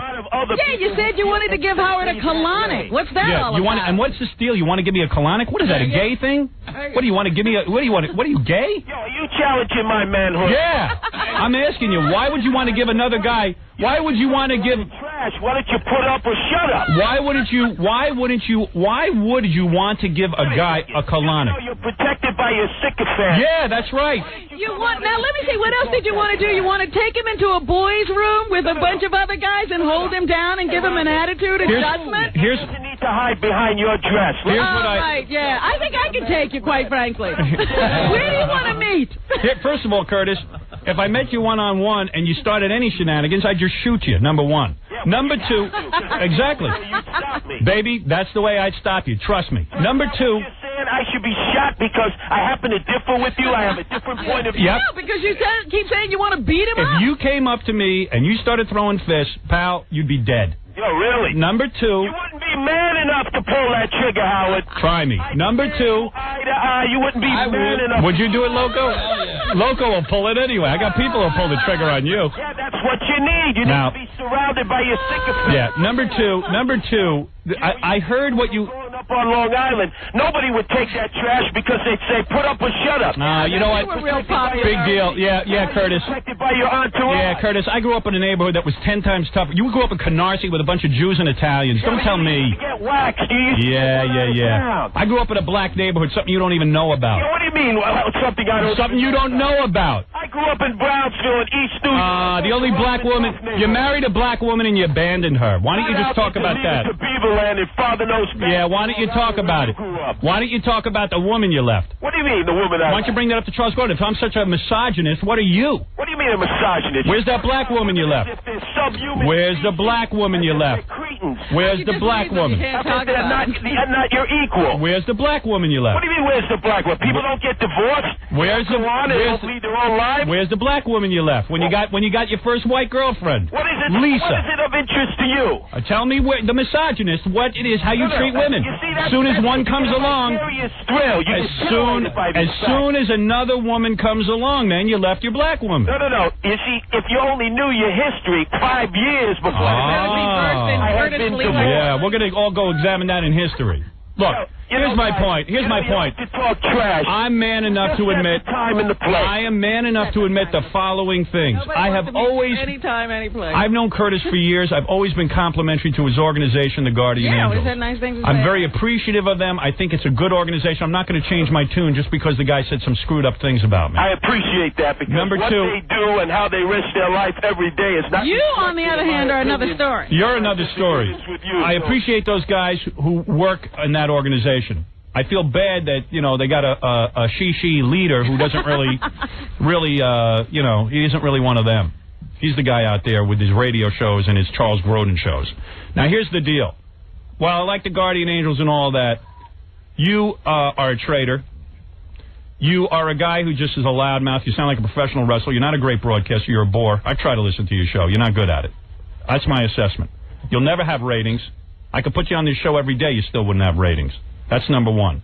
Number two, you'll never be a great broadcaster because you're not interesting to listen to. You're a bore. Number three, you still with me? Of course. Okay, good. All right, number three. All right, so far you got 1 and 2. Number 3. Yes. Your only solution, judging from this TV show you saw, is that you say, well, people should beat up people. people should use violence if they don't agree with somebody. That seems to be your solution to everything. Someone should give him an attitude adjustment. Somebody should give him this. Someone should give him that. It's not the sign of an intelligent man, nor what I want my children learning. I don't really want my children to think they have to settle every argument with their fists. So personally, I don't want my kids listening to you. Because I think it's idiotic. Howard, that's two people they won't be listening to because you've already said your daughters won't listen to your program. No, I don't allow my daughters to listen to my program. There's a difference. I'm a parent. There's not a difference. And that's the other thing. You're a guy who doesn't have any children. You're a guy who doesn't have any children. You're telling everybody how to be a parent, but yet you've raised no one. You've in two failed marriages. You're in two failed marriages. You don't know anything about the family. You have no parents. You've never raised a child. Have no guardian. Yeah, well, tell me about it. Let me see. They're sitting at home listening to us. Let me see the animals you raise, and we'll see the kids I raise, and we'll see who does a better job. That's where it counts, baby. Lip service. Lip service. Lip service. You're going to kill me in the street. If you attacked me physically, I'd shoot you. If you attacked me physically, I'd shoot you. Throw the first punch. Throw the first punch. I'd blow your goddamn brains out. The difference is, if you just want to be juvenile, then I'll shoot you. No, you're the guy who's supposed to have the moral compass, you idiot. Don't you understand? You're the guy who's supposed to have the moral compass. You're the guy who's supposed to tell us that you're worried about children. So what do you get on Charles Grodin and say? Someone should beat him up because he doesn't say things I like. Someone should give him a high colonic. Somebody should knock his block off. That's intelligent. Somebody should cut off his penis. Someone should cut off his penis. Oh. Well, look, castration might be your cure. Yeah, but you know what? You should lose it. Yeah, well, maybe you should. Because you've used it on two women that you've left so far, so I haven't. So maybe you're the guy who should have his penis cut off. That makes you a better man than me, right? Now, who's your girlfriend now? Why don't you tell everyone? What do you mean, well, who's my girlfriend? Who's your girlfriend now? What is it? Why don't you tell everyone who your girlfriend is? What is it with you? Won't, will you? Why is it you can't stick to the fact you're using it too much? You should lose your penis. I think you should lose your penis. I think your penis is a dangerous thing. Well, I'll tell you what. You want to come over and perform a bris? Anytime you want.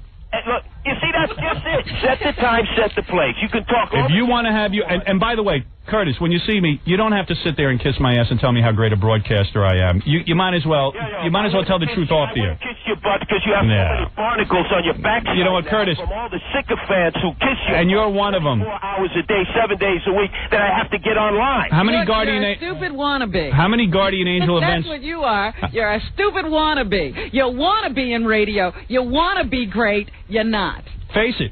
Where's the rating? You haven't been burning up the ratings pile. Why don't you announce your ratings to all my audience? What do you mean? Why do I announce my ratings? Because you're embarrassed. You don't have any. No. I'll be honest with you. They pale in comparison. That's right. Because you suck. Well, what do you mean? You're a bore. Everybody else in radio. You're a bore.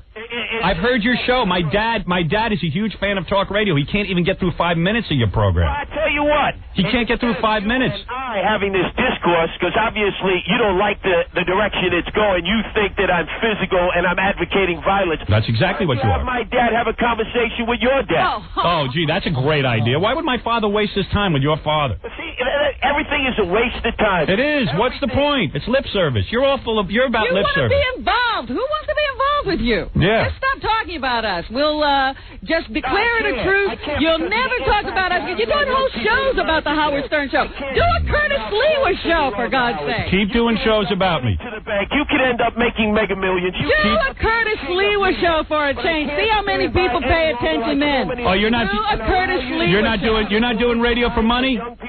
You're not doing radio for money, Curtis.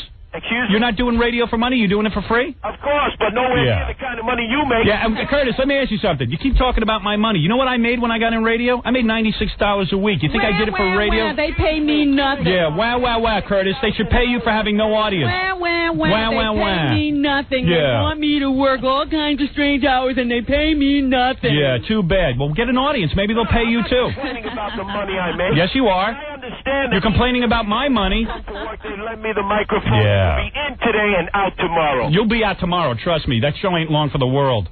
Look, pal, you've been fired before. You know what it's like. Yeah, I got fired for having some balls and saying some stuff that's pretty outrageous. What you get fired for is because you have no audience. Look, you don't have to use the kind of language you do in order to keep... What language? We use the same language you do. Flotsam and jetsam. Yeah, you got some command of the language. Climbing around with the tidy bowl man in the toilet. How come Lisa left you? What do you mean, how come Lisa left? How come Lisa left you? People don't break up. People don't have differences of opinion. Boy, they all love him and leave him, don't they? Well, look, I happen to have liked the woman. We had a great love relationship. Yeah, sure. Gone in different directions. Not what she told me. Oh. Well, what did she tell you? I'm not going to say. I'm not going to embarrass you. No. Go ahead. No, I'm not going to. I'm a gentleman. I'm a gentleman. You don't. She told me stuff. You might as well have just shot me with 5 bullets. She told me stuff in private. I'm not going to say it on the You air. might as well. You do it about everybody else. Nah, not about you.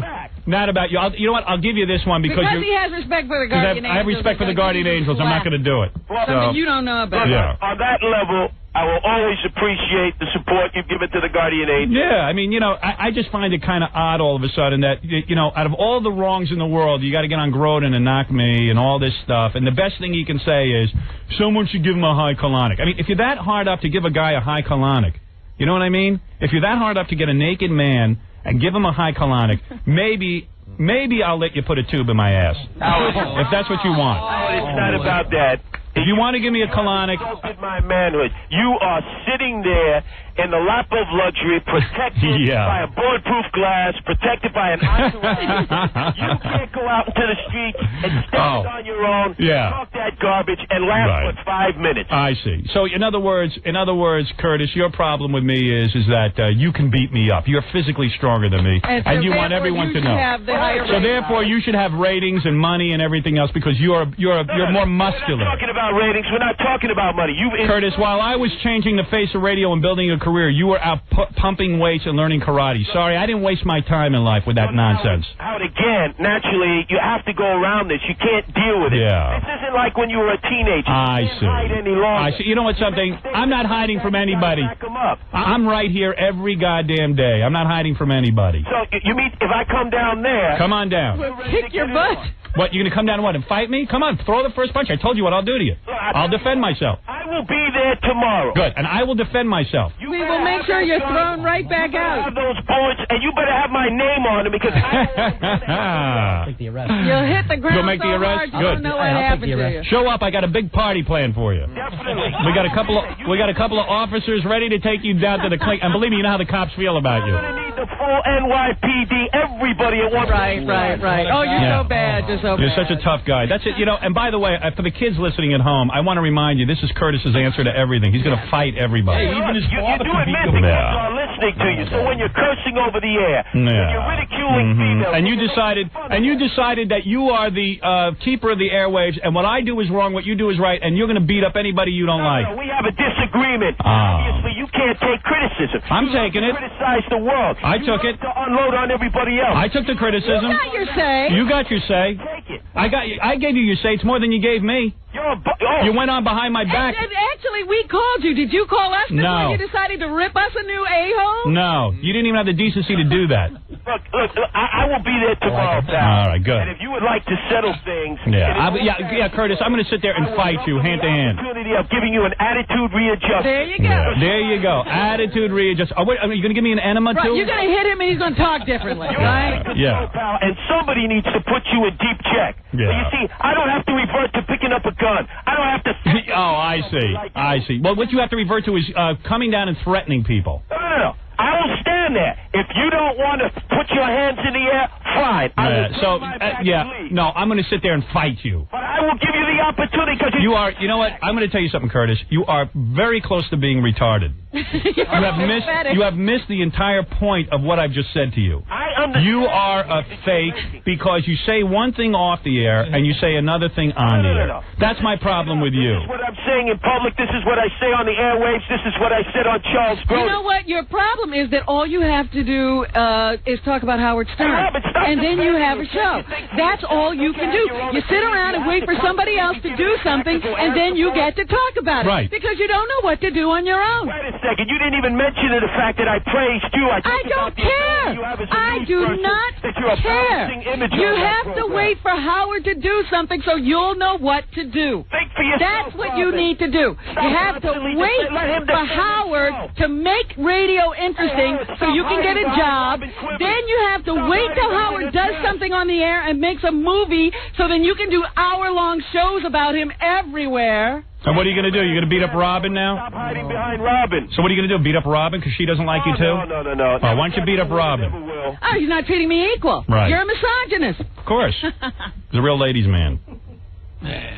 I don't know, I do man. appreciate the fact that you continue to support the work of the Guardian Angels. Well, I do. I do. I happen to think the Guardian Angels are a great idea. And I happen to think saved that... us a few times. I don't ever remember Curtis being there, but they did say Well, I don't know. I don't know what happened, Curtis. I was just quite frankly surprised to see on Charles Grodin bad-mouthing me after... And not one good thing. I mean, you're a guy who was... You called on me a couple of times to help out with various things and even help out with your Channel 9 show when you and Lisa did it, and I was more than happy to do it. I don't understand... I don't even mind you bad-mouthing me. I think what hurts me the most is that if you're going to bad-mouth me to my face. You know what I mean? Don't let it be such a surprise. Howard, you've bad-mouthed me over the most powerful... I don't think so. I don't believe that's true. I think I've been nothing but complimentary about the Guardian Angels. And I'll tell you something. Angels, and I appreciate that. Yeah, I don't know. Personally, you've talked nothing but trash. That's wrong. And that's a lie. You can't get away with that, Howard. You can't. That's a lie. In the last day or two, yes. Yeah, the last day or two, because you attacked me. Of Charles Grodin. No, there comes a time and a place, Howard, where you can talk trash. No, be quiet. Why don't you knock it off with that? You know, what are we, at the World Wrestling Federation? Yeah, what are you, a wrestler now? No, I travel by myself. I know. I know you do. You know what, Curtis? Nobody's looking for you. You know what, Curtis? I know you travel by yourself. You're a very brave man. We all know that. We know that you're the strongest man on the planet. You're a he-man, okay? You're the strongest guy. You can beat up anybody. You're the pickle-eating champion. You're the pickle-eating champion. You're the strongest man on the planet. There are guys very strong in my studio right now, but no one can beat you up. You're Superman, okay? You're the strongest man on the planet. But it still doesn't make you're up... the most righteous. It still doesn't... my disagreement with you has nothing to do with Guardian Angels or anything else. It's just like, hey, man, you're going to badmouth me. Let me know about it. I'm going to continue because of what you're doing on the air. Because you have nothing else to do. Yeah. Why don't you find an act of your own? No, this is not an act. There are people who legitimately disagree with you. Okay. Not You know what? It doesn't even matter. Who's going to hear him anyway? More people heard him today than will ever hear him on the radio. So what do we even care? All right. What do Curtis, we even care? Curtis, a pleasure talking to you. Thank you for calling. Unless you have one last statement or something. That people will hear. That people will hear, because you can go do it on WABC. No one will hear you doing it. Hey, look, the disagreements I have with Howard, no matter what he and Robin have said about me, at least you continue to support the work of brave men and brave women who put their lives on the line. And I always will. The police you have there. And I always will. Thank you very much. Thank you, Curtis. All right. That's Curtis. What am I going to tell you? Oh, my God. Unreal. He's a character. But, you know. Anyway, Robin, you want to do some news? Yes. All right. I'm more than happy to accommodate me. Yes. Well, I think sometimes they put these little blurbs in the newspaper just to irritate you, Howard. Is it about me? Rick Dees, the infamous crooner of Disco Duck and host of an awful ABC late-night television show, has been cited as the DJ that radio program and music directors nationwide would like their local personalities to model themselves after. Guy with a 3 rating? Yeah. They want their morning man to have a 3 share? The poll was conducted by Friday Morning Quarterback, a radio trade publication. Behind top-ranked D's were, in order, Domino. Domino? An evening guy in Los Angeles. Yeah, I would say Domino. Dan Ingram. Yeah, Dan Ingram's a guy you'd want to emulate. Howard Stern. And Chicago's Larry Lujak. He's not even on the air anymore, Larry Lujak. They want to emulate him? Maybe they're telling the people to get off the air. Why would you want to emulate someone? That's like saying, I want my kid to grow up to be as successful as a squeegee guy. I mean, why would you pick a guy who's like 4th or 5th or 6th in the market? What kind of thing is that? Well, this is program directors and music directors. What do you expect? Okay. Be like Domino. Domino. Get yourself a goofy name. Domino. I found my thrill on Blueberry Hill. On Blueberry Hill. Could radio guys come up with dumber names? Domino. What was that guy at Z100? Human Newman. Yeah. Yeah, goofy dude. Checkerhead. I know, they're like cartoon characters. Circus clowns. They're not human beings. Emmett Kelly with you. Candy Lamb Sam. Papa Plunky. Mahjong. Baba Bowie. What is it, Baba Bowie? One of the big ones now is Elvis Duran. Elvis Duran. Yeah. A lot of Elvises out there all of a sudden. Oh. Rock and Roll Madam.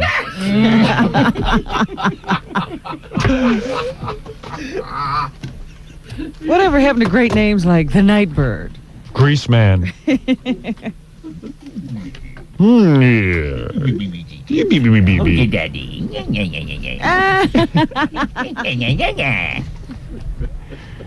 Listen, listen, listen. What happened to my industry? Quite frankly, Gone the with the same thing wind. that's been happening. Gone up in the cloud of smoke. Grease Man, why don't you take a normal name? Maybe them people like you. Like what? Lube job? You do that one more time, I'm gonna kill you. I said, don't push me over the edge. Waddle daddle, waddle daddle. I'm gonna drop you. I'm gonna drop you. I'm gonna drop you. He thinks I'm kidding. I think he's kidding. Oh. I think he's kidding. You better talk in your normal voice. You want someone to listen to you. What else? Well, it kind of sounds stupid going waddle daddle in a normal. Waddle daddle, who's on the blower? Waddle daddle. Am I supposed to understand what that means? Waddle daddle. Waddle daddle, waddle daddle. I'm a grown man. I'm a grown man too, eh? All right. You sound like Grandpappy Amos. Who are you, Mr. Magoo? Just thought I'd let you know what the industry was thinking, Howard. Yeah, well, the industry hasn't thought in the last 20 years. Are you interested in the Olympics? Yeah, sure. Other than Tanya Harding, you mean? Yeah, the Olympics. I haven't been watching it. Other games. How do They I watch started that? This weekend. Like, when do you know when to watch? You just turn on the TV at night, Howard. It's on. Every night it's on? What time? Yes. I guess they start coverage at prime time at 8 o'clock. They may have some daytime coverage, but you look in your newspaper, it'll be listed. I'll be covering the Lesbian Olympics this afternoon. You're having your own the 100-yard lick. Well, you know, we have a medal winner already. Yeah, we had one. I saw that. What was that for? A guy whose ancestors came from Norway, as a matter of fact. He was born and raised, I think, in Alaska. Ole Janssen? And he won the downhill ski event last night. Yeah, go for the gold. I should have watched that. His last name is Mo. Mo? I'm warning you. Mo, Mazel, you won a gold medal.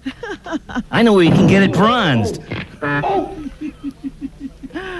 So we have at least one medal, but we missed out on a medal in the luge. We had one guy who was in 4th place, but then on his run today, he wiped out. What's the challenge and of skiing? Fell out of competition. What's the challenge in skiing downhill? I mean, gravity does the work. Not really. It's if you can ski down faster, so you have to help it along.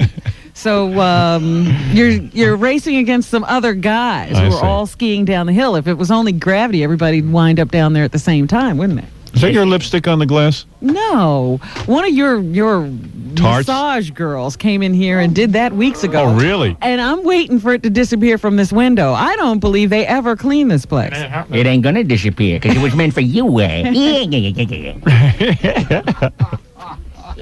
But that's been there since the Super Bowl party. Oh, okay. I didn't realize. I thought maybe you were throwing me some kind of message. I said, man, you're loosened up. Valentine's Day and I'm all sexed up. What am I getting for Valentine's Day from you? Same thing you got me. How do you know what I got you? Well, I know that I Come on got over. you the same thing. Come on over. I have a present for you. I don't think so. I got you a slab of meat. Here, get her in this room. Well, I've got some meat for you, too. All right. Now you're talking. Nice slab corned beef. Anyway, you go ahead. So you're saying anyway, that, yes, we've got, the guy's name is Tommy Mo. Mo? Tommy Mo? Tommy Mo Larry. Tommy Mo Larry. 100-yard stumble. Get Curly Joe. Tommy Mo. Wasn't he the one who took over after Curly Joe died? Go on out of here, you. I'll murder you. Get out of here. So you see me win a gold medal? Get out of my way. You know the Three Stooges were Jewish? No. Really? Yeah. All three of them? Yeah. Larry Fine, הנה מטו, Mo פונניים, Howard, though. שלתכם, דן יחד, שלום. That's the Larry Fine Bar Mitzvah tape. And then Shemp, they were all Howards. Shemp, Mo, and... Howard is a Jewish name? I think so. Hey, Curly, how do you like my chink haircut? They went for all ethnic. Wasn't Mo Larry, wasn't Mo Jewish? Mo was a Jew. Yeah. And Curly was his He lived brother. to be an old Jew. And wasn't Curly his brother? Curly was his brother. Right. The Howard brothers. Right. And they started off in vaudeville. Right. I just never thought of them as Jews. Well, we were all Jews. You can catch us this weekend at the Jewish Singles. Zachem, zachem, vei, veis What else is in the... and we have a couple of guys who are in contention for medals in another ski event. So we could. When is the big one? The Tanya Harding and... I told you, that's February 25th. So, you've got another week There's an ass before for you. that happens. Can you believe... Shut up, Larry. Believe that ass? Can you believe that... that compelling muscular ass. I think Nancy Kerrigan is so hot, man. Oh, man, what I would do to her. And I think Tanya Harding's getting better looking. I don't know what it is. Someone's working on her. I'm telling you. Well, they would have to, wouldn't they? It's not that she just looks so bad. It's that she doesn't know how to deal with She's herself. growing her hair out. It looks good. Yeah, right. They're doing something to her. Stick with me. I'll have you farting through silk. I think somebody got to it with a bottle of dye and Yeah. fixed up the color. But and conditioned it, softened it up a little bit. To me, it's outrageous that this girl is allowed to skate. Well, she's going to Norway. Yeah. She's going to be living in the same building as Nancy Kerrigan, and they have both decided that they are going to exercise and practice at the same time. So they will be on the ice together. I like that. There's a picture of Nancy Kerrigan in her little, it's like a little black lace apron when she's spinning around. Oh, yeah, that's a hiked up. see-through apron. Yeah. I wish my wife would wear that. See-through apron. I would go get her one. Be a nice Valentine's Day And present. then when she spins around the ice, it makes a perfect circle around her buttocks. Oh, yeah. Oh, that makes me nuts. Buttocks. She got to meet Chelsea Clinton the other day. She's the big star at the Olympics. She held a press conference and was hanging Chelsea? around. No, Nancy Kerrigan. Oh, Nancy Kerrigan. And then they brought Chelsea in. Chelsea wanted to meet her. Really? So Chelsea came in to say Why hello. me? Why me? But all of a sudden, there's no USOC hearing, and Tanya Harding is going to skate to represent the United States. Boy, they caved in. You just threatened someone with a $20 million lawsuit, man. What a difference. There's no way she should be skating. I mean, here's a girl who admits that she knew about the plot. She found out about it afterwards, but she kept her mouth shut while they were asking her, do you know anything about this? And I think it's rather interesting that when she went to talk to the FBI, it took them 10 hours Yeah. to get the truth out of her. It wasn't like she went in and just started blabbing the truth. Right. She lied to them for hours. Like she didn't say, hey, thank God you guys are here. I've been trying to get word to you that that... I just need protection. Yeah, nothing. I mean, she's a filthy, stinking liar. She's a scuzzy... The best thing of the weekend, somebody has gotten to filthy, her. flea bitten, rat face. Somebody has gotten to her because this weekend, did you see it was all over the papers that she went to church Right. and prayed for Jesus to forgive her for her sin-filled life and to come into her life now. Jesus, please overlook the fact that a girl was hit in the knee with a pipe, and I probably had something to do with it. You think like Jesus should overlook everything, right? But tell me about the minister who then said to her, Tanya, I'm going to be praying for you when you skate over in Norway. Yeah. And then she gave him the dates that she'd be skating. So he could could pray on those specific days. Yeah. And then he said, now remember, you're not only skating for the United States, now you're skating for Christ. Yeah. Skating for Christ. And what an excellent representative. Oh, Christ must be so happy. Yeah. I'm sure he filthy liar like her. Glad he died on that cross. A filthy, stinking liar who keeps the truth from the authorities. And has absolutely no shame. Well, at least they found the priest who wasn't into young boys. There are also all these stories in the tabloids this week about what a sexaholic she is. Oh, yeah? Yes. Oh, Yeah. Do you know where I can get some Saxahol? Saxahol! I got pot and amyl nitrate. They got Saxahol! I want to hear how she's a sexaholic right after these words. My fingers smell good on Valentine's Day. Yeah.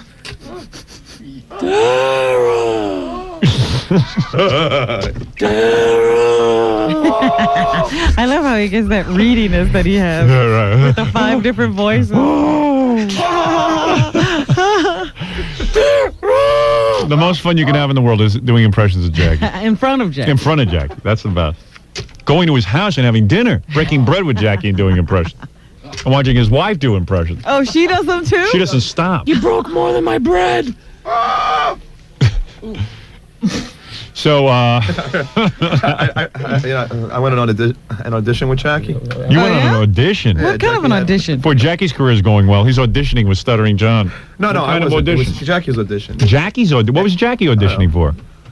What was it? It was for Ramada. What? Ramada Hotel. Ramada. Ramada. Oh, Ramada.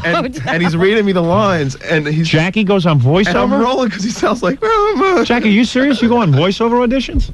Sure. What? Have you gotten any? They send me. I go. Who's they? Do you have an agent now? Peter Byland Agency. Oh, you signed with an agency? No, I didn't sign. Just with for him. He's my voiceover. pal. Oh, just for voiceover, and Jackie is I'll do available? anything. Right. So you go on these Calling auditions. all cars. Are some of the people shocked when you walk in that your voice is so unusual that you would They be... just ask me, where's the person that wants to audition? You must be the agent. They think I'm the driver or the bodyguard or something. So you go in there. Listen, why not? Maybe someone will be attracted to that voice. Distinct. Go to the Ramada. We're calling my voice distinct. What's better on a freezing cold day than a hot bowl of soup? Oh, mushroom barley. When he was reading me the lines, like going over his script, that's how he sounded. Yeah, I know. So double your pleasure, double your fun, with double good, double mint gum. I went to Tang the other day. Candy mint. It's a mint. Sir, it is a candy mint. It's 2 mints in one. Tang. Anyway. Anyway. Jackie Martling for Prudential. You're with the good hands, people.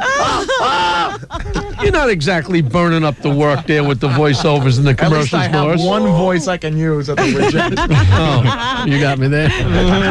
He's actually gotten a few commercials. I do. So anyway... Tanya Harding, sex. I got something to tell you first. What? This is kind of interesting. You'll like this. This was in Sunday's Cleveland Plain Dealer. There was a story about a Marine who was shot in the head with had a bullet in his head, and he was supposed to die, and he was in a coma for a while. He wasn't supposed to come out of it, but he comes out of it, and he says that Howard, and he says that Howard Stern is his idol. What do you mean? He's saying that... That was his first words? Yeah, he came out of a coma, a hero, and he said, "Hey, Howard Stern's my idol." Yeah. Really? And that's the right thing to do. If you're a big Howard Stern fan and you're in some kind of thing where you're going to make news, always mention my name. Wait a minute, I don't understand. So the were guy those his first words, or was he holding a press conference and he said John, that? were those his first words? I don't know. I mean, we just got a call about the article. The guy said that he said in the article that Howard's his idol. I don't know if it was first words, but come on, man. He's worse than Fred. I'm going to punch him. Go ahead. No, he's supposedly come on, supposed to be a really good-looking guy, and CBS is doing a special about him and stuff. Oh yeah. Yeah. So Will they put that in there? Oh, hopefully. I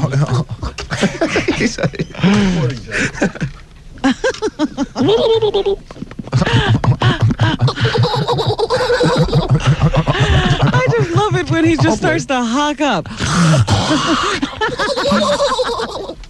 So, in other words, you're going to get the article faxed to you. Yeah, I'm working on that.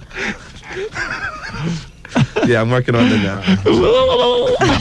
What's that? The gobble.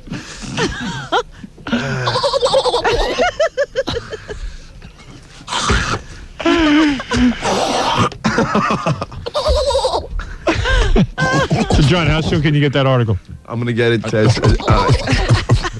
immediately, if not sooner. I'm going to get it immediately, if not sooner. You know, it's funny, but it's what? It's funny, but it's what? But it's not, right? It's funny, but it's not. It's funny when it's me. What? It's funnier when it's Jackie. Very funny when it's you. All right, John. Thank you. We'll continue. Thank you. So I'll get you that on. I got it. What did he tell us? I don't know. He said something about there's an article in Cleveland. He was telling me about it in the commercial. I said, you better say this out loud so everyone can try to interpret. There was an article in the Cleveland paper. And there was this guy who was...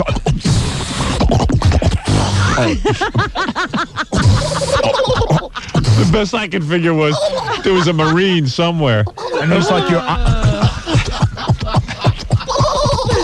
idle. It is amazing how he gets anything out. There's so much going on.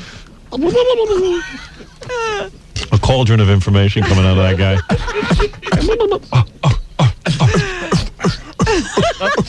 That Joey haircut. Did you see his new haircut? Beautiful. He's looking like Baba Booey. So you were talking about Tanya Harding before yes, she is supposedly a little sex pot, according to some of her former I can see that. I can see her being real horny. Everybody who knows this girl is now selling whatever they have of her. So there are pictures in the Inquirer or the Star from one of her ex-boyfriends. And he says that she loves to do sexy strip teases to turn on the men in her life, is insatiable about sex. I guess when you look like that, you have to go the extra mile to please. Even if she has to steal her lovers from other women. Well, that sounds right. Throws herself at guys she's interested in with the pickup line, "Hi, I'm Tanya, I'm a skater, and I'm a 36C. All right. Yeah.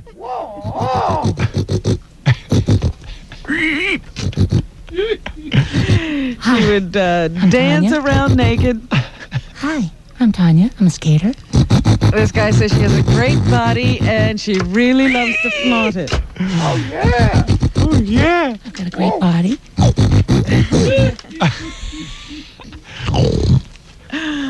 So there you go. She even one guy talks about how she just got up and stripped off her clothes. She wanted him so bad, and he got embarrassed, and he put a newspaper up in front of himself. Don't get embarrassed.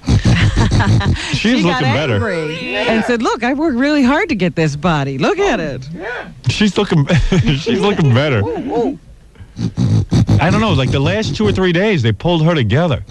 Well, it wasn't a matter of not being able to pull her together. I mean, sometimes they make Roseanne look good. Maybe that's it. Maybe it's the same guy who worked on Roseanne. She just wasn't with Hi, the Tanya. right people, and she didn't know what to do with herself. You attracted to me? Snort once for yes, twice for no.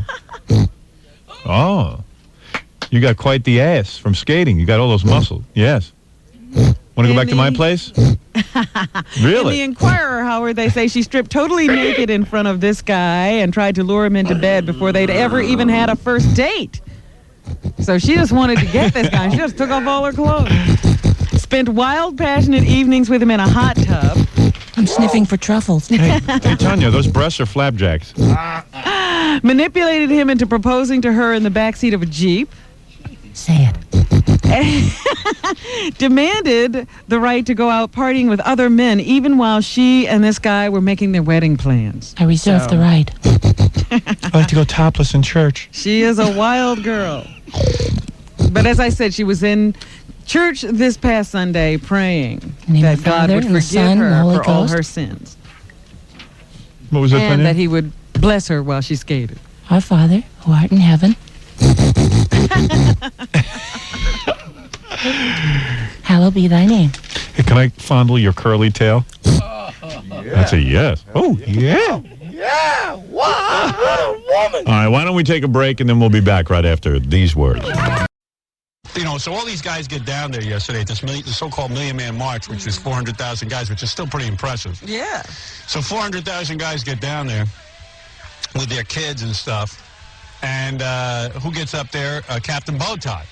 And Captain Bowtie's got it now. Now the pressure's on. You got to razzle-dazzle the crowd. And it seems like the less sense you make, the more of a guys applaud. And there is a guy standing off to the side who goes, preach, yell it, say it.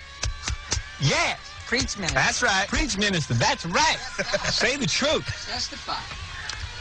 And I kept watching CNN and, Trey, can you just take away some of those cards? Yeah, I was watching CNN and they were switching to President Clinton who made a speech because they were like trying to pit them against each other because Farrakhan's the president of Nebraska, the black country, and President Clinton's president of white America. So Clinton didn't look that good. I mean, what's going on with Clinton's nose? Yes, I was going to say, did something blow up on his face? There's like blood corpuscles or something. Right at the tip of his nose. It's like W.C. Fields. And that's our president. I know. He can't be seen in public like that. I mean, the guy looks awful. So anyway, yeah, he wasn't getting any amens. No. You know, nobody was screaming when he talked. He's not a real charismatic speaker. You got to yell. I'm telling you, that's the whole black thing. Well, you I have yell. a little bit of Farrakhan up there for you. Black man, the Apton. Now, this is the part that I didn't even know what he was talking about. And then they flashed a lot of black guys in the crowd who were just yawning a lot. Right. I mean, people didn't know what was going on either. First of all, these guys were standing there since like 5 o'clock in the morning.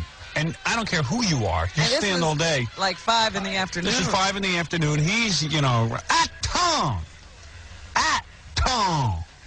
And you're like, what? This is language you don't even know. And I know, like, I'm a college graduate. I got a fairly good comprehension level, and I don't know what he's talking about. I know that a lot of the guys there did not know what he was talking about. I just know it. There's a lot of guys there probably didn't get 12 on their SAT, and they're listening to Atone. Get an SAT. Yeah, Atone. Atone. And this guy don't need to hear Atone. What he needs to do is go home and give a check to his wife. Atone. The Apton represents the one God. In the Quran, Muhammad is called a light. Did you hear the guy in the back? Yeah.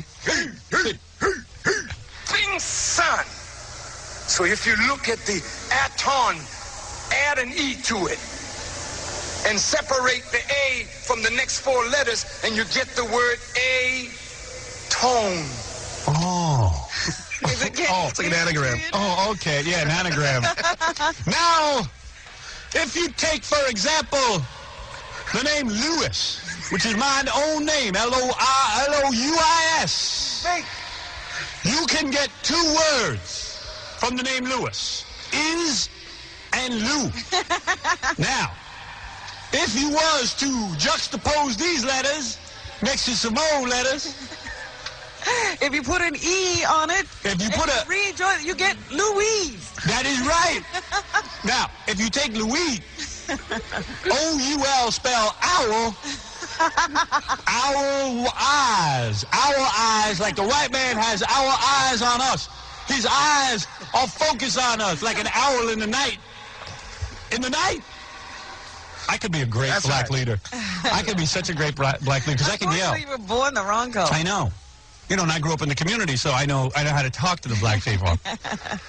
It'd be great. So go on. I want to hear some more. And I know the black guys are all sitting there going, we could be here all day with Farrakhan. And, you know. Trying to spell atone. Yeah. A-tone.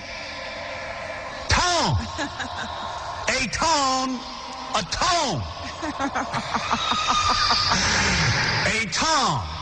Now, a tone, like a ton of bricks, and a tone is 2 different words, but it's an E that make the difference. Now, I'm going to get up to the chalkboard now and spell it out for you.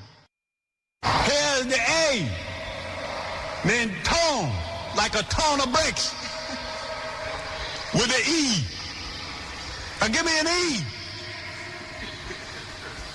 Give me a tone. Now I'm going to spell my name. Farrakhan. There's a couple of different words you could get from that. First of all, far. F-A-R, far away, where we came from Africa. Rack, where we was hitched to on the boat with the man. Hand, H-A-N, was what Robin's daddy took his hand and touched her in a place that no man should touch. We work with our hands. We don't touch the women with our hands unless they give us permission. Now you get a big, fat, juicy white ass in them hands, and you would teach the white man a lesson. Now, in summation, how do you spell relief? R-O-L-A-I-D-S, Rolaids. This is a sponsored speech. Tone means sound. Tone. And A, the first letter of the alphabet. I think I'm better at it than him. And the first letter of the numerical system is 1. So A equals 1. Oh. So A sound means when you hear the A tone, you will hear the right sound. What do the letter M mean? M? What letter do the M correspond with the number? Don't ask me. M. Count it up real fast. 13, brother. Thank you. Let me say this now, and follow me if you will. And I know it's getting late, brothers, and I'm going to make this point quick. M-I-C-K-E-Y-M-O-U-S-E. Mickey Mouse. Say it. Mickey Mouse. Now, if you notice, the letter A is 1. The numerical number for A is 1. A1, a very fine steak sauce, ladies and gentlemen. Thank you. Thank you. And when you hear the right sound from the one God calling you. I like that whole thing, like, and you know what? When you scream it, it sounds kind of profound. It's like, A is 1. Oh. And it's like, oh, but what is A? I mean, what are we talking about? It doesn't matter. What sound are we talking? And then if you turn around to another brother and go, what the hell is he talking about? Everyone will jump on you. I don't know. It sounds good. Please, man. The man's preaching the truth. To divine. A is 4 letters away from D, which is the size of Robin's cup. Oh, stop that. Tell it. Say it. Take the word Muslim. Ladies and gentlemen, lose the last M, and you have Muslai. Which is a Swiss cereal with like a granola. Mueslex. Mueslex for everyone. All black men must have Mueslex. It will move your bowels so completely that you will be able to go out and work and support your family. Thank you. Life. You will respond. So what is the A tone? I don't know. Music A equals 440 vibrations. What's that guy in the background doing? Heat. I think is he saying teach or heat? I think he's saying hot, that song. 40 vibrations. How long have we been in America? 4. Fred, that's what you got to do while I scream stuff. Go heat. But you got to do it in the background. You can't be right on mic. Yeah, right. There you go. Now you take the word shop. Shop. Tone. Reverend Al Sharpton joining us today. Sharp. Tone. He looks sharp and he weigh a ton. 140 years. Hey. Well, in the 440th year, from the one God, the Aton, will come the A-tone. And all of us... The atom will come from the A-tone. Well, you know no one out there understands what the hell he's talking about. Especially the guy yelling in the background going, preach, preach, preach. I defy anyone to call me and tell me what he's saying. Gotta tune up our lives. Yes, sir. By the sound. These are guys who didn't pay attention in high school, if they even went. You think they know what he's talking about? I think they just want to hear a bunch of stuff about the Jews. I think so. Yeah. The Jews were making soap out of their own people. Yes, sir. And they come to us today, and I have to laugh, ladies and gentlemen, because they say that I'm a bigot. How the hell do you like that? The Jews paid for the Holocaust. And they come here today to say, oh, Minister Farrakhan, you're no good. Now, you take Lincoln. Link, or as we spell it, L-I-N-C. Link was on my squad and was an African brother. Yes, sir. Kong is what they do to us when they put us in jail. They make us a Kong. Now, what does this mean? Ling Kong. What? Means nothing. You ain't supposed to say that, brother. What do you mean it means nothing? It means everything. Link, who was a great African American, one of the first brothers on TV who wore his hair the full Afro style. Amen. There's a man who was not wearing the haircut of the Uncle Toms in this country, a short haircut. He wore his hair black and proud. Link. Thank God Almighty for Link. Link from the Mod Squad. Yes, sir. He had a head that looked like Jiffy Pop. Oh, jeez. And I used to watch it when I was a young man growing up. I said, Link, you're so proud of that Jiffy Pop head of yours. And I was so proud to be an African American. Now, Kong, let's get to that word now. Now that you've learned about Link, I would like to talk about Kong, if I may. And I know it's getting late, but I think this is relevant to say Kong. Now, a lot of you brothers couldn't be here today because you are ex-cons and cons and you're out on parole or whatever it could be. How funny is it to you that Link, who was a police officer, is linked with a con? And that is so true of us today in the black community. Sound of the A-tone. Because we've got to atone for all that we have done wrong. And when you atone... Hey, Frankenstein was there. Fire. Let's get to the Jews. Atone. This is getting boring. If you take the T and couple it with the A and hyphenate it, you get at one. Now, let me talk about the letter L, if I may, for a second, my brother. What are you going to do? Now, I taught you today about Lee Kong, Lincoln Hayes, and Kong. Kong, by the way, a Jewish name.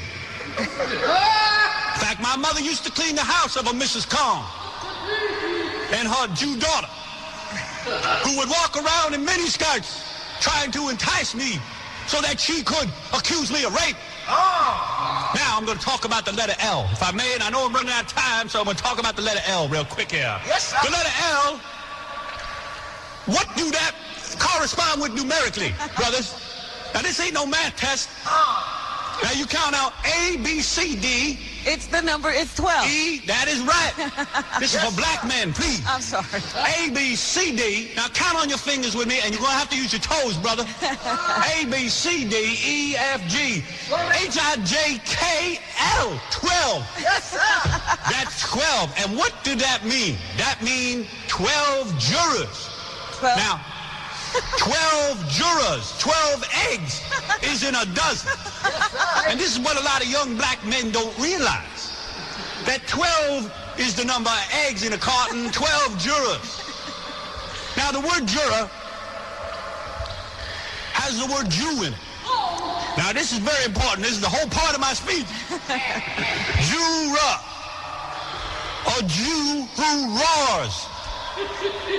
Jews make us roar because they come into our communities and they try to make money there. Jew roar.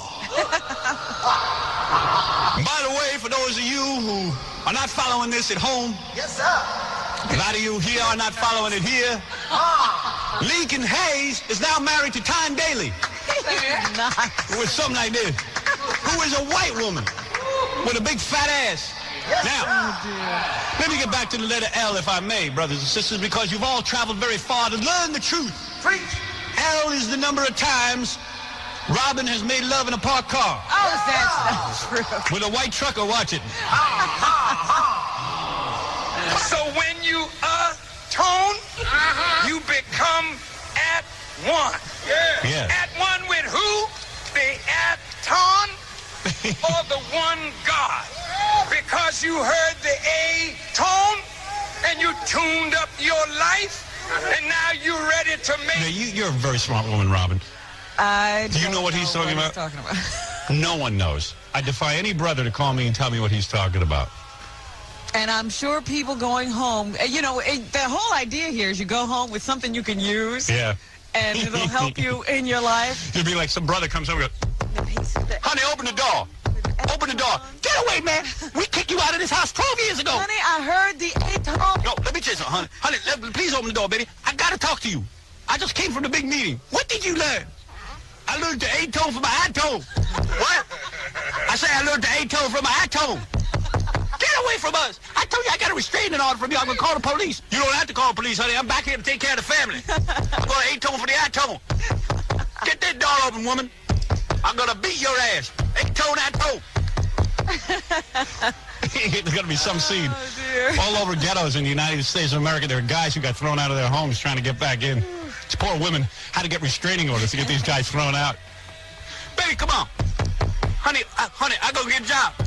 All right, so I'll go sit home. You get a job. A-tone for the I-tone. Where's the kids? I'm at one. Sir, you have the wrong apartment. I don't care. Let me in. A new beginning. So when you get at one, you get the next. I can't take it anymore. I got to take a break. Wait a minute, you got to hear this part. All right. Two letters, it is M-E. M-E? That's one I didn't even get to. M-E? Where's my writers? Oh, man. Who is it that has to A-tone? Who?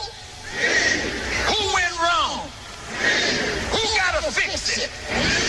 Who should we look to? Fred. Yes! And then if you add another letter to M-E, you get an N. What does that say? Men. So, Farrakhan called. I like how he refers to himself in the third person. Yeah. Stern is here. I would like to talk finally about the number 9. Yes, sir. 9. Yes. 9. Yes. So repeat after me. 9. 9. Who is 9? 9 is the number of baseball players on a team. 9.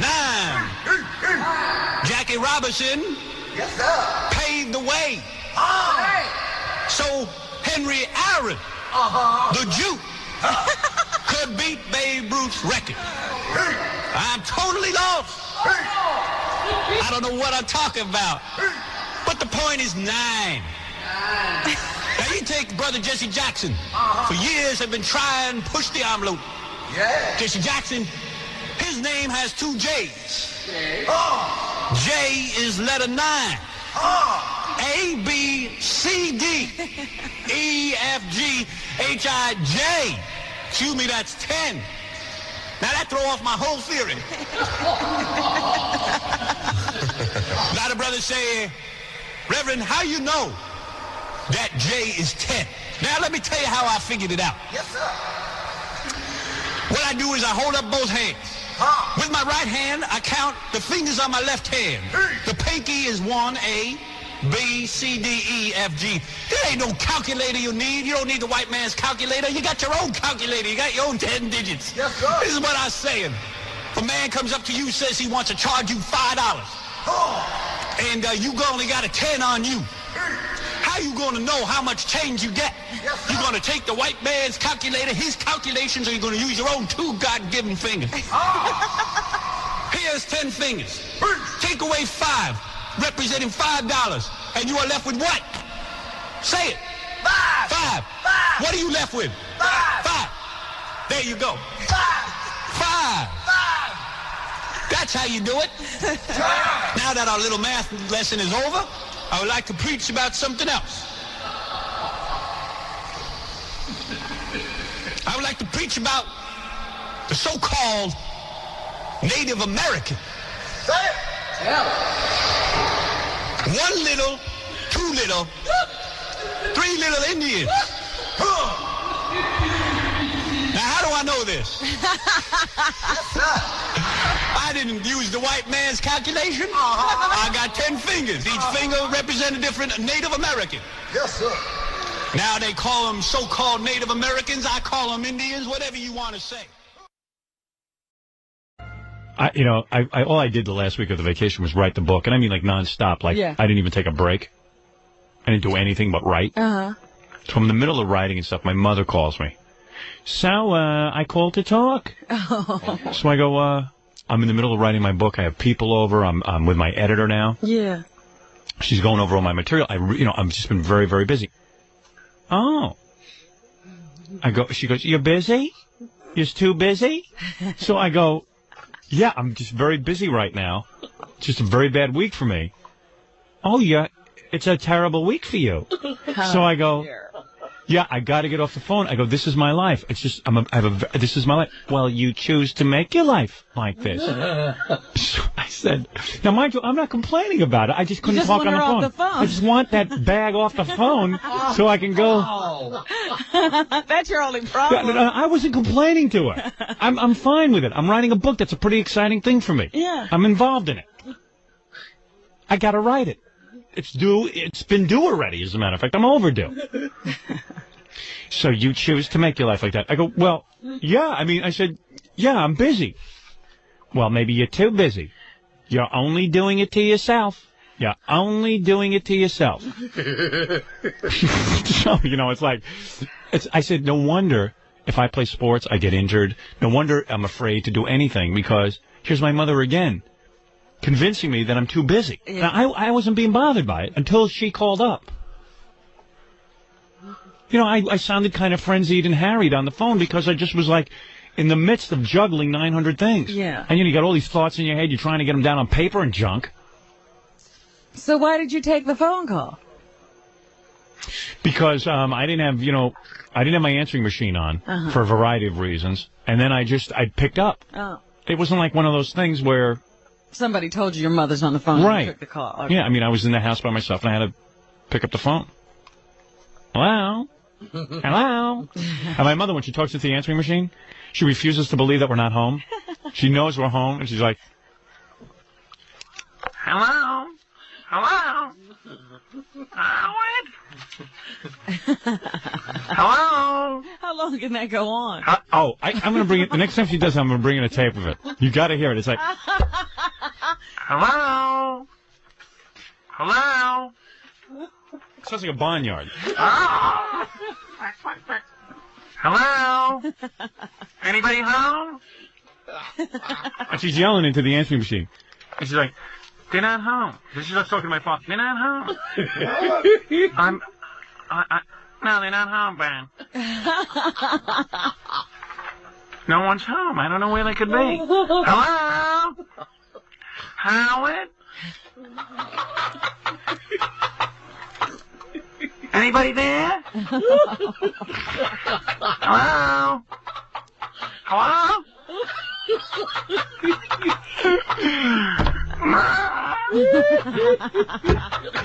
And I don't mind working on a book. I'm happy. I'm happy to be working on a book.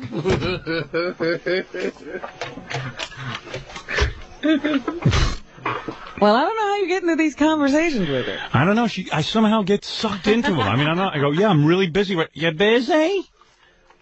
"That's your problem. You're too busy." I go, "Well, that's my life." "That's your life? Well, You choose to make your life like that. Jeez. I go, well, yeah, I do. I mean, why don't you say something profound? This is some conversation. Yeah, but it's like belittling me and like I'm supposed to be. I'm only upset because I'm on the phone with her. Well, look, I'm really busy. I haven't been outside in a week. I haven't seen the light of day. You know, I'm busy. I'm working. Well, you choose yourself to... You know, and I'm like, hey, Ma, how many... Then I get upset. I go, hey, Ma, how many people in your lifetime you knew that were asked to write a book? Yeah. Yeah, so you're writing a book. No big deal. Huh? It's another thing to do. Don't get overshadowed by the job. My mother thinks she's, you know... We're into TM and, you know, we're into, you know, Indian philosophy and stuff. Yeah. So she tries to act like she's the Maharishi Mahesh Yogi, you know. She's a guru. She tries to think of herself as a guru. Uh-huh. So then she'll start she'll start saying stuff to me. See the job, do the job. What is it? Was there any doubt at your mama? Yeah, I know, but she thinks she's a guru. So then my mother will go, hi, Ma. My mother will go, hello? Hello? Howard? Howard? Pick up. Pick up. It's your mother, dear. Mommy on the phone. Hello? Listen, Howard. I'm sorry I'm not as lazy as Dad was. That's why you got to live in Roosevelt, a black community, for most of your life. Listen, you want to tell the stories as they happen, or you want to tell them as you make them up? Which is it? Hello? Hello? Listen, let me tell you something. Yeah. Well, what actually happened? I want to hear. Did you? I told you what happened. Always complaining, Robin, as you well know. What was it? What happened? Tell everyone. Tell everyone. What happened? You tell everyone. I told everyone. Yeah. That when I call, you start to call. Oh, I'm so busy. No, Ma. Ma, I don't want to insult you, so I'm informing you I'm very busy. I cannot talk on the phone right now. And you're like, you're busy? I got to talk to you. I never said that. I was being polite by informing you that I wasn't abruptly hanging up on you, but that I had people over and I was working. Now the story is changing, right? No, it's not changing at all. I was saying to you, Ma, I'm very busy. I can't talk right now. I've got people over. I'm writing a book. I've got my editor here, and I had Laura over who's helping me type. Mr. Busy, always busy. But I wasn't complaining. Busy. Ma, you don't. Do you hear her? What did you do on Friday that made you so busy? What did you do? I was writing. What were you? Was it Friday or Thursday? No, Thursday I went into the city. Oh yeah. What were you doing, Howard? I had to get some stuff. I had to pick up some stuff for the house. Yeah. So what? If you were so busy, so I took 15 minutes for myself. City, pick up stuff. Because I took 15 minutes on my vacation for myself. 15 minutes. You took a complete... I did not take a complete. I wrote all morning up until noon. Who are you? Who are you? No, are you insane? You know, I know the... Mother, wait a second. I'm telling the story. Robin, now you can see I'm telling the story 100% correctly, aren't I? Yes, really. She calls up. I say, I don't want to be rude. I said, Ma, I'm working on my book now. I'm very... Yeah, busy? Yeah, I'm busy right now. I don't even care to talk to you. And then she says to me, you know, you choose to make your life that way. You started to complain. No, so I said I haven't seen the light of day. I don't have time to talk to you. Who puts themselves under the gun like that? Ma, everyone in America puts themselves under the gun unless they're like Dad, who has to sit at home and stare at you all day. Everyone in America. No, I'm not like you, Ma. You think that everyone in America. My mother's been sitting on her ass for the last 40 years. She wants to know why I'm under the gun. Because maybe I have some ambition in life. Listen. Maybe I don't want to be a failure. Howard, you tend to confuse 3 issues. Ma, let me ask you something. In your wildest dreams, could you ever imagine having a TV show, having a radio show, and writing a book? No. Could you ever imagine it? Could you imagine how talented I am? You're wonderful. Can you imagine what it's like to be me, to my life? I appreciate. And now my mother thinks she's like an Indian guru, so she'll say to me, well, if the job is overshadowing you, see the job, do the job. What does that mean? Yeah. You never said see the job, do the job? I never said that in that context. Yeah, but how many times have you said that to me? See the job, do the job? Yeah. Yeah, that's a good. Yeah. That's a good thing. That's not even. I said, and stay out of the mess, Howard. You like mess. See the job, do the job, stay out of the mess. My mother's never been in a mess because she hasn't left the house in 40 years. Swami Mommy, I guess. I don't have to leave the house. Yeah. Everybody comes to me. It all comes to me. Good. And as far as that conversation, that never took place, and I don't understand why you have to build up your ego and tell people you speak like that to your mother. No, I know it did take place, and I'm not lying. I couldn't make something silly up like that. You didn't say to me, you choose to make your life like this. Why, you started complaining. I just told you I had to get off the phone. I was busy. But who stops you? No, You can't take it. You think I'm... I was being polite. I can't take this. I can't take it. You can't take it? How's your sex life? What? How's your sex life? My sex life? How is yours? it? I want How's yours? I want to ask you something point blank. What? I want you to answer me. Yes. Have you ever had anal sex? Oh, man. Now, Howard. Now, Howard. See the job, do the job. See the job, do the job, Mom. Did you ever hear such... You know something, Howard? I want to know everything about you. There's so many things I don't know. Because when you see I know you never have. You would never look me in the eyes and talk like that. See the job, flip over and do the job. Well, listen, Ma, wouldn't it be great to know everything about your mother?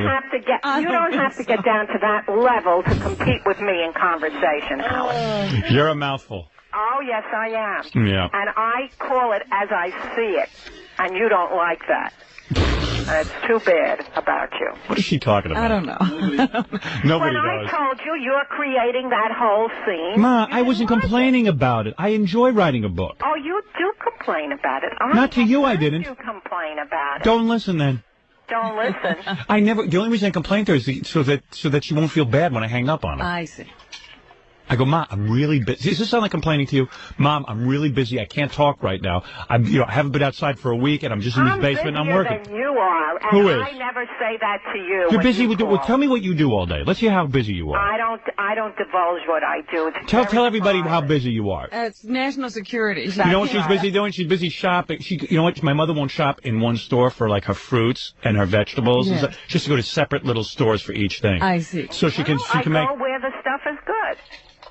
And that's her day. That's what's when I bring things to your house, you say to me, Mom, the things you bring are so fresh and delicious. Yeah, well, maybe I'm trying to compliment you, so your whole life doesn't seem like it's completely worthless. Well, good. All right. And now you're doing something good for a change. Yeah. I mean, my mother's whole life is in search of fresh vegetables.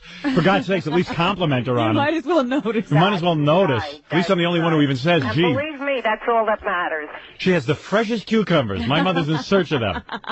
She goes from vegetable stand to vegetable stand looking for the freshest cucumber.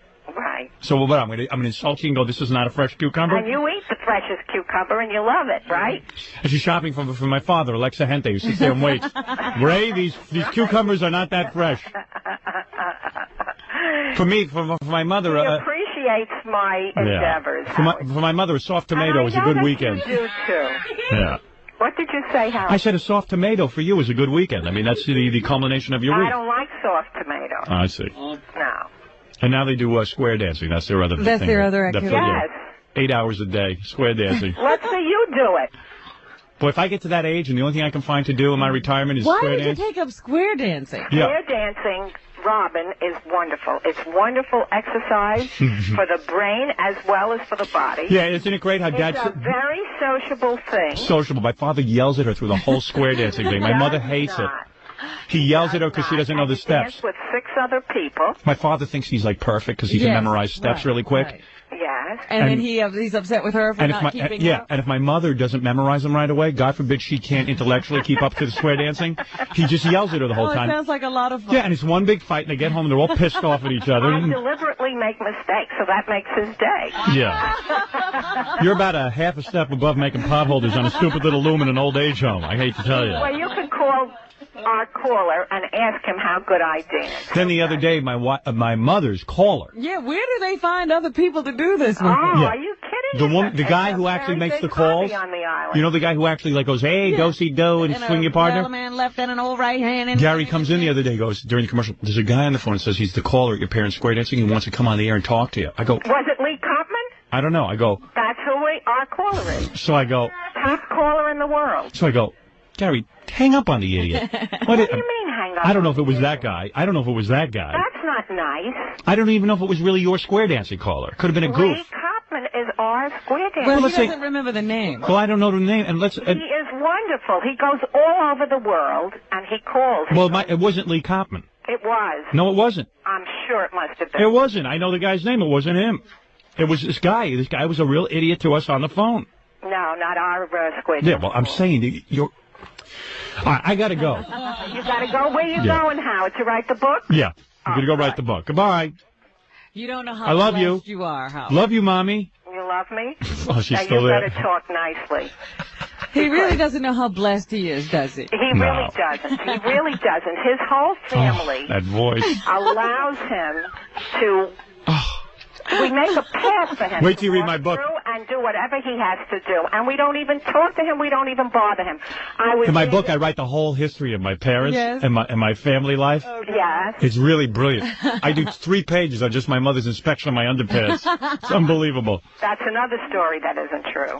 Okay. Section of your underpants. What kind of a thing is this to save? Underpants. Oh boy! You didn't make a move without me, Howard. Howard. She can't even say my name. Howard. Howard. H-O-W-I-D. Howard. Howard. All right, Mommy, I love you. All right, I love you too, Howard, and keep the story straight, because if you don't, I'll call again. All right, very good. There she is, my mother. All right, Bubsy. Goodbye, Bubsy. Bye-bye.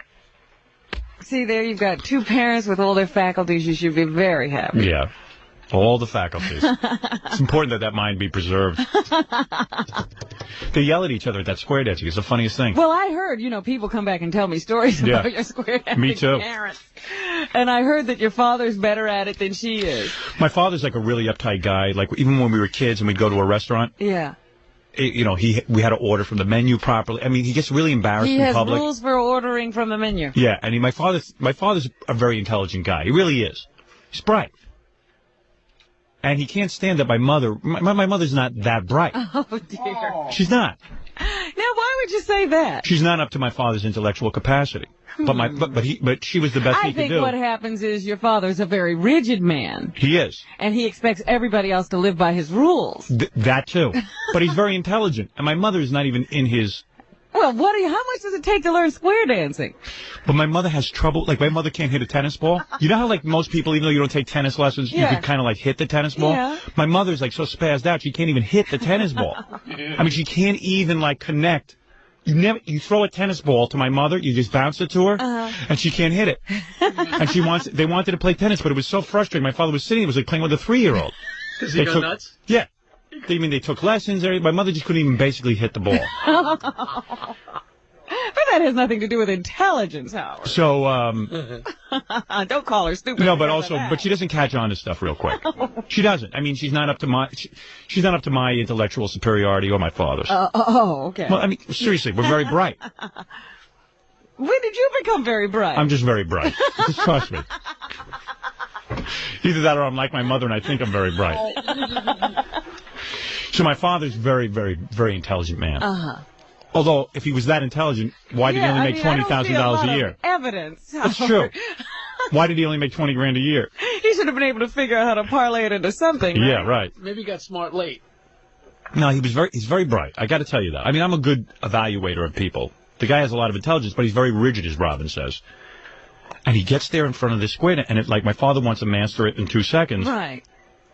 And my mother slows him down. And he's embarrassed because he thinks everyone's looking at them. You know what I mean? Like, he thinks, like, they're evaluating him. Especially if they mess up. And, like, he doesn't like to talk loud because he doesn't want to hear him, so he's, like, under his breath cursing her out and yelling at her. Come on, what do you got? Any idiot can think of it. He's just a step 1, 2. Any idiot can do this. See, he used to do all that to me. He used to call me the idiot. It was great. My mother loved having me living in the house because... You were the idiot. I was the idiot, and he could sublimate all his anger at her to me. And my mother was thrilled because while my father was calling me an idiot, my mother would go, "What's wrong with you, Howard?" She'd chime in, too. Like I'm an imbecile. Meanwhile, I'm smarter than both of them. But I was at their mercy. I was young. All right, we need to break. We're way behind. All right, we'll be back right after these words. Howard's motives, according to Howard, were, I was just trying to, quote, hook a bro up and do something nice for him. But in turn, Artie perceived that more as a, look, you're saying I'm a fat guy, and it pissed him off. And I give Artie a ton of credit, man. He was honest. He came clean about his feelings, which is very hard to do on this show, as you all know. And Howard won't hesitate to stick it to you, even in a well-meaning sort of way. And the fight just evolved over the first hour of the show, and it was kind of, I mean, there were little jabs here and there, but it got pretty heavy and after a while. And here's a quick clip of it. well, 2 minutes, maybe it's not such a quick clip of it, but just to give you a gist of, if you missed it, what was going on early, and then Artie's here to talk about it. I've had tons of chicks come in here, and I go, how could a chick be into me, man? I'm fucking ugly. So thanks for referring to me as a pelican, fuckface. And I'll tell you something else. Oh, thanks for referring to me as a fat, obese every single day. I do not. That's bullshit. Yes, you do. I do not. Yes, you do. You do. No, you do, Howard. All right. Oh, you don't. You don't talk about how much you weigh. You don't talk about your looks? I do. Yeah, right, okay. So now you have to attack me because I set you up with a chick. Who's attacking you? You're attacking me. You attacked me. You called me a jerk for doing that for you. So I'm just saying, I'm not going to be a jerk anymore. I'm not going to do anything for you. Fine. Do whatever the fuck you got to do. Good. Artie's got to do what Artie's got to do. Even I didn't some people. say that. And, you know, sorry I called you a bro because I felt close to you.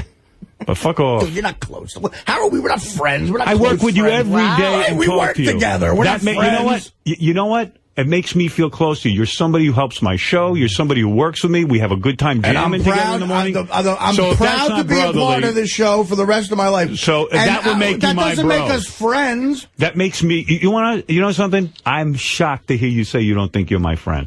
Well, how are we friends? What do we do that would indicate a friendship? We spend 5 fucking hours together in each other's head on the air together. I allow maybe 3 or 4 people in this world to do that. Maybe it's not typical friendship. Benji's friend? I don't sit there and fucking enable you to drink and shit, but at least, you know, maybe those are your friends. But the fact of the matter is, I sit here every morning and share my livelihood with you because I think you're a great guy and a fun guy and a guy I want to hang with 4 or 5 hours a day. How many of your so-called good friends you hang with 5 hours a day? I don't work with them. We work together. So what? You can't be friendly with some. There's people who spend 8 hours a day with people. You can't feel close to somebody you work with?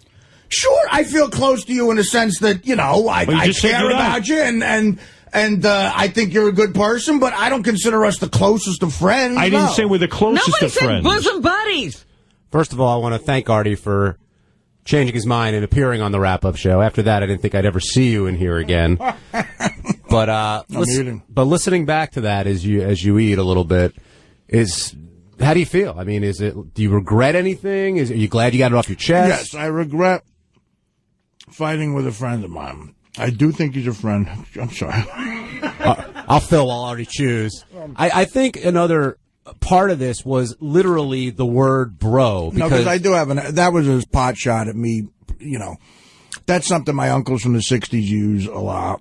And apparently a lot of younger people do, but I look at it as an older thing, and that was a jab going, you're an older guy. It was just a dumb thing to say in an argument. But, look, I do consider Howard a friend. I consider him not even a boss, even though technically he is, because he doesn't set it up that way. I consider him a coworker, a peer, a great, generous person, and a brilliant guy who I look up to comedically. And this is the truth. I always have before I met him. And now that I've worked with the guy for 6 years, I mean, I use the analogy, I feel like Scottie Pippen because I've worked 2 feet from Michael Jordan, you know, and I work next to this legendary guy who I look up to in every way. Talent-wise and as a person, I'm impressed by the way he runs this whole organization, this little empire he has. I'm impressed by the way he treats people off the air, the respect that he has. This was an argument that got out of hand, and I do consider him a friend, and I'm sorry. And when I listen back to it, it's regretful because we've all got, I mean, maybe not you guys, but I have close friends that are like brothers to me. And the kid, for some reason, the one guy who's coming into my mind right now is my buddy Michael DiGiacchino. His name's Deej, the sweetest guy in the world. He played third base in beer league. High school friends, just the guy who's like a brother to me. And there were a couple times because of drinking that I got out of line with him and yelled at him and said shit that I wish I could take back. And, you know, Deej being such a great guy, he forgave me. And we hugged and everything's fine when really I was in the wrong. And it was being almost like Jesus-like of him to forgive me. Because when I get drunk, even before I was in comedy, I was more angry when I was broke. I could be nasty and verbally abusive. Teddy will tell you that, my assistant. He's got a few lawsuits, I think, already. Unless you know, well, we're not going to discuss whether he's gay or not. I don't know. But, and the problem with it's on tape. If those arguments with Deej were on tape, man, and I had to listen back to them, I would be afraid that Deej would hear them and it would rekindle it. You know what I'm saying? Like, Absolutely. so I got into a fight with a friend, and the fact that I do feel passionately about it because I'm passionate about him as a person. It's not someone I just don't care about. And I hate that it's on tape. I'm sure it's very entertaining for the people who listen to the show. It's drama. They love drama, but it's me arguing with a friend of mine saying regretful things that's on fucking tape, and I hate that it's on tape, but that's the show, man. What are you going to do? So I hear it, and I get douche chills, and I regret it. That's the answer, and I'm sorry for it. But look, it was a good show. I'm sure everybody thinks that. What about the difference between work friends and I agree with you in a sense that we all work together, we're friends, we spend a ton of time together, but there are friends also outside of here. It's just a different kind of thing. Yeah. And maybe Howard doesn't have that different world that you're coming from. Well, it's a weird thing. It's a friendship where, like, Howard has a very busy life, and he is who he is. And it's one of those things where if Howard calls you to go to dinner, it's nice, and you try like crazy to get together because you know his schedule doesn't allow that to happen a lot. But I don't know if I speak for everybody else in the room. Well, Gary, Fred, I hesitate to actually call Howard and extend an invitation because I almost feel like I'm bugging him. He's got so much shit going on, and there could be a million other things he's doing. And I did invite him to play cards in my apartment a while ago, and he was going away. He was going on vacation. And to me, it's like if he ever invites me to dinner, those are special times, and I try to go, and he's so generous. He picks up the tab, and we have a blast, and we really, God, I've laughed with him harder than I've ever laughed with people in all walks of my life. And, it is more than just the work thing. But on the other hand, he has a very different life than me, Howard. He's older. He's got grown children. He's had a fiance. He runs this empire here, and I do what I do. So, I don't know. It's hard to think of him as a friend when he is who he is. It's difficult, Sal, what do you Hey, want to say? This is hitting real fast and hard. There's about 40 people downstairs right now holding up signs, Artie, don't quit. No. Yeah. That's hilarious. Are any of them hot chicks? I'm only kidding. There's nobody down there. Are any of them hot chicks? Are any of them a fat fetish chick? There's nobody there. Well, I mean, we'll get there in a sec. Because nobody wants to see you go. By the way, great jokes. Thank you. Not to totally suck up to Artie here. Now you know why I'll never be in your chair. No, you won't. But I think Sal would be good. No, he wouldn't. But shut up, you dick. Fuck you. You still owe me money. But we'll get to that. Well, there's some underlying trouble here. Can I get out of the way for this? The bottom line is today was one of those great therapy session type shows that people like. I regret it because we had an argument. You say stupid things in an argument. It's on fucking tape. It'll be on a loop forever. And that's it. What am I going to do? I'm sorry about it. What prompted you to announce that, you're thinking about, or you're going to, I guess, take off 6 months in January? You mentioned a doctor's visit. I wonder if anything here triggered or helped that along the way. Yeah, I went to see a doctor about a month ago, and I got a physical, and he's like, look, he goes, whatever your lifestyle is now, something's got to change to where you can be healthier. And that stayed in my head. And I never thought about calling a shrink. And I haven't decided yet. I really said I'm going to give it till after the July vacation and then try to tell him to give him a 4-month, sort of advance, which is only being proper. Let them know what's going on. And then the way the whole show unfolded today, somebody said, well, then leave the show. And I went, I'm going to leave the show, and then Howard stuck on it. If we just moved along, it would have been nothing. And I said, well, everything comes out on the air anyway. I might as well be honest. And I said, this is how I'm thinking. And it's not to leave to go to show business or anything. I said, quite frankly, I might be done with show business. Something's not working. I'm near death, and I've been doing this way for a while. Something's got to change. I got enough money stacked away where I could go away for a couple of years, quite frankly, and live very comfortably. My mom is taken care of. She's got no mortgage. There's no car payments. I got her all set up. She's happy. And I might just go and, you meet all these kids who say, I backpacked in Europe for a year after college. I never did anything like that. I never got my fucking head straight. And now maybe there's a chance for me to do that. And when I come back, Maybe show business is there. Maybe it's not. Maybe I'm done with it. Maybe I do something else. Maybe I go back to, fucking framing houses. I don't know. I'm in search for some sort of peace and clarity. Like, that's why I brought up that novel, The Razor's Edge, the Bill Murray thing. Right. He did the movie about it. And there's something so appealing about that, to go around and try to find yourself. And I mentioned monks because, it's kind of funny. But Howard disagrees, and clearly he's pondered that a lot too, but he had so much keeping him here, kids, a wife, and I don't have that anchor. I could just go and Artie, do whatever. I don't know, man. Does this also mean you're going to squash the Fox deal for now too, or how does that work? Well, that's something that's lingering. Look, I'm going with the odds that nothing's going to happen. If something, I'm committed. I mean, that's the odds in television. I'm committed to them to play that out. And look, I'll commit to this late night thing as much as I can. My ideal situation is they shoot it in New York, and I try to stay doing this as well. But this isn't a show business thing. This is a personal thing that I just, in my own head, I came up with this scenario of leaving and finding peace in Europe. I don't know what the fuck. I mean, Howard might be right. I might last 3 days and I'll be starving to death on the English countryside. Well, I got a question for you about that, like taking a sabbatical and stuff. 3 days, 3 weeks. That word, sabbatical, I love that. All right. 3 days, 3 weeks, 3 months, however long it is. Ultimately, not to sound like a shrink here, but ultimately, you're going to come back to similar issues. You know what I mean? Like, you're not dealing with your life as it is now. It's running away from it temporarily, almost like what a drug is. You temporarily get high and then you come back. And, you know, if I had more money, I could linger for 40 years and never have to come back. I don't know. These were things I started out as a joke in my head. The doctor made me realize, look, what if I really only have 3 years to live? Okay, I mean, I've led a very unhealthy life. What if my liver goes out when I'm 42? And I work every fucking day right up to that death. I'm going to be pissed. If I leave now, at least the last 3 years could be nothing but fun. And I got enough. I probably, if I lived a certain lifestyle, I got enough money to live a decade and really comfortably. So you want to smell the roses, so to speak? I guess, I don't know, or just somehow find a schedule that gets me healthy again. And then come back to whatever I come back to. I don't know. Can I ask you a question? What would you say is the core of you leaving your depression? Is it the pressure of show business, or is it a personal issue? It's a personal issue. So, the pressures of show business were just, it became something that amplified it more. I was like this. Again, Howard, but my father fell a week after my 18th birthday. And I totally have not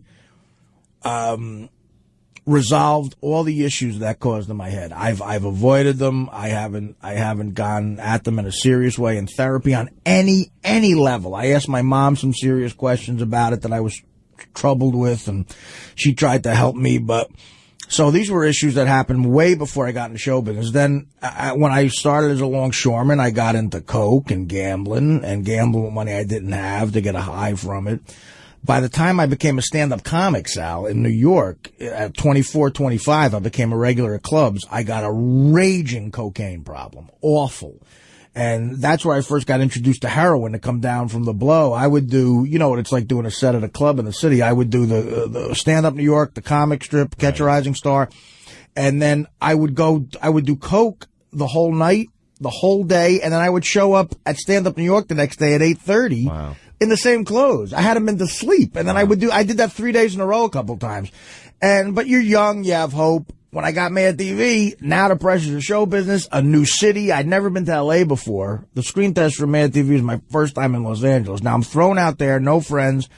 My New York coke dealer had an L.A. guy who he got hooked me up with. Now I got $8,000 a week. I went to the Bank of America in Beverly Hills. I cashed the $8,000. I put $4,000 in my pocket. I'd send $4,000 to my mother by Western Union, and I would roll around. And it all came to a head. And I just never, even after all that, after going to jail, almost losing my career, getting back my career a couple of times, I never truly addressed why I became a cokehead, why I got into drugs, why I'm depressed. And then when I got on the Stern Show, I was healthy. Dana came into my life. I said, drugs are really behind me. And then what the fuck happens? Mm-hmm. On the road, I fall into an old trap, and now I'm addicted to heroin. I literally woke up going, I got a movie getting made that I co-wrote, which was a dream. I'm making all this money on the road doing stand-up, selling out clubs, theaters. I'm on the Howard Stern Show, and I'm a heroin addict. How did this happen again? I was in a hotel room in Chicago a month before we started the movie, my last stand-up gig before starting to shoot the film. Mm-hmm. And I was like on my knees going, how the fuck did this happen again, man? How did I get into this? I want to die because of the withdrawals. And mm-hmm. I almost cost the people who financed the movie a lot of money. and I somehow got it together. And through the miracle of this doctor, Dr. Skorupski, the guy who introduced me to Subutex, and just good family and friends, literally solid family, solid friends around me, and scary guys who were putting up money for the movie, who had some waste management connections. Through all those things, I somehow got the movie done and got it done well. And again, Howard, he's so right, man. After the movie, I mean, after he saw It's the Whiskey Talking, he left me an 8-minute message. And it wasn't bullshit. He goes, Artie, I watched it 3 times. He knew jokes. He knew bits. He goes, we were laughing just like we quote other comics. God, is that fucking funny. I let my one best friend listen to it and my mother. I wouldn't do that to him where I played it at a party. And I was like, fuck, I played it over and over again. It was great for my self-esteem. And that's something he doesn't have to do. And he did the same thing after Beer League. He did the same thing after he saw me on a talk show. Just picked up the fucking phone. And he's right. He's a friend. He's a good friend. And it got out of hand today. It got out of hand. But Sally, your answer is, I don't know, man. I think 6 months away is my version of therapy, and I might be wrong. Well, I might be wrong. When you kicked heroin, you did it on your own. You locked yourself in the room. You talked about that. Well, I did, but, I tried to do the Miles Davis. There's that famous story of Miles Davis going to his father's house in Kansas and saying, Dad, I'm going to go up the attic. But this time he was a famous guy, you know. Right. And he says to his old man, I'm going to the attic. I'm going to lock myself in there. Don't fucking let me out under any circumstances. I don't care if you hear me screaming. And his old man says, I heard him screaming and shit, and every once in a while I put soup there and water and screaming from the withdrawals. And 3 weeks later, he got over it, never touched heroin again. Wow. And he probably did that when he was like 33. He died at 70-something. So that was the story in my head. And I was in a bad shape. I was like, my mother and sister were in the living room crying, and I was in the second day of it, man. I was sweating. I didn't know what to do. And I looked at the balcony, and I said, if I just run by my sister, there's no way she could catch me. I could just take a head dive off that balcony, man. That's it. And I'll be done. It'll be instant gratification. I'll be out of this hell. And on the third day, it was getting a little better. This doctor, who happened to be a fan, Tommaso, this guy, Tommaso Skorupski, I'll give him a plug. He's also in a band, which is great. I want to have him as a guest. My doctor is in a heavy metal band as well. And I reached out to him. He called me back, and he said, Art, I'm a big fan. I'm going to come over. I'm going to give you a physical, and I'm going to give you some medicine that's a miracle. And he gave me Subutex, and I was back to work the next day. I haven't touched heroin since. How'd you already know about him? What I did was I reached out to several. I went to my old rehab that I had gone through for the coke a few years ago, and they have doctors on staff. I left a voicemail, and apparently he heard the voicemail and just called me out of the blue. He was a doctor who worked there. I just called the rehab, you know. All right, guys, I got to take a break. I promise to take your calls when we come back. Let Artie eat a little bit here. You're listening to the wrap-up show at Howard 100 and Howard 101. We'll be right back. Artie's going to end up leaving the show. I think this situation... I'm going to leave the show. Today opened up a door about how Howard treats his friends, and everybody that knows Howard knows that he's an air man. He loves everything on the air. And you accepted it, and you took it, you went with it, now you're going to sit here and... Is that true? Are you leaving the show? Well, can I... Well, yeah, I'm probably going to leave in January. Is that true? Yeah, but not for show business, though. What reason? Well, I have to. I went to the doctor recently, and I have to take a break. I have to dry out. I have to go. I'm going to go to like Europe or something, and just stay there for 6 months and like hike or something. Really? I have to. It's not a show business thing at all. Welcome back to the wrap-up show. John, Artie, Sal, Benji, and your calls at 888. Stern 100. I want to know how much the Yankees-Red Sox game played into this last night, not being able to, because I know, all kidding aside, the schedule prevents you from doing a lot of stuff that you want to do, and I know what a Yankee-Red Sox game means to you. You got to make tremendous sacrifices for the schedule, as you all know, and I've been here 6.5 years, and look, the road thing, that's my fault. I don't have to take road gigs, but it's hard to turn down the money, and last night not being able to see the Sox-Yankee game was... Not only not go to see it, I couldn't stay up to watch it on fucking TV. So that was a symbol of my frustration. Let's take a couple calls. Let's go to Jeff in Portland. Jeff, you're on the wrap-up show. Hey guys, hey Artie, I gotta go with you just a little bit. I'm a fellow fat fuck, and even if it's meant comedically, and somebody hits you day after day after day with being fat, it's gotta eat away at you a little bit. But during that exchange, at any point, did you ever think of telling Robin to shut the fuck up? I love her.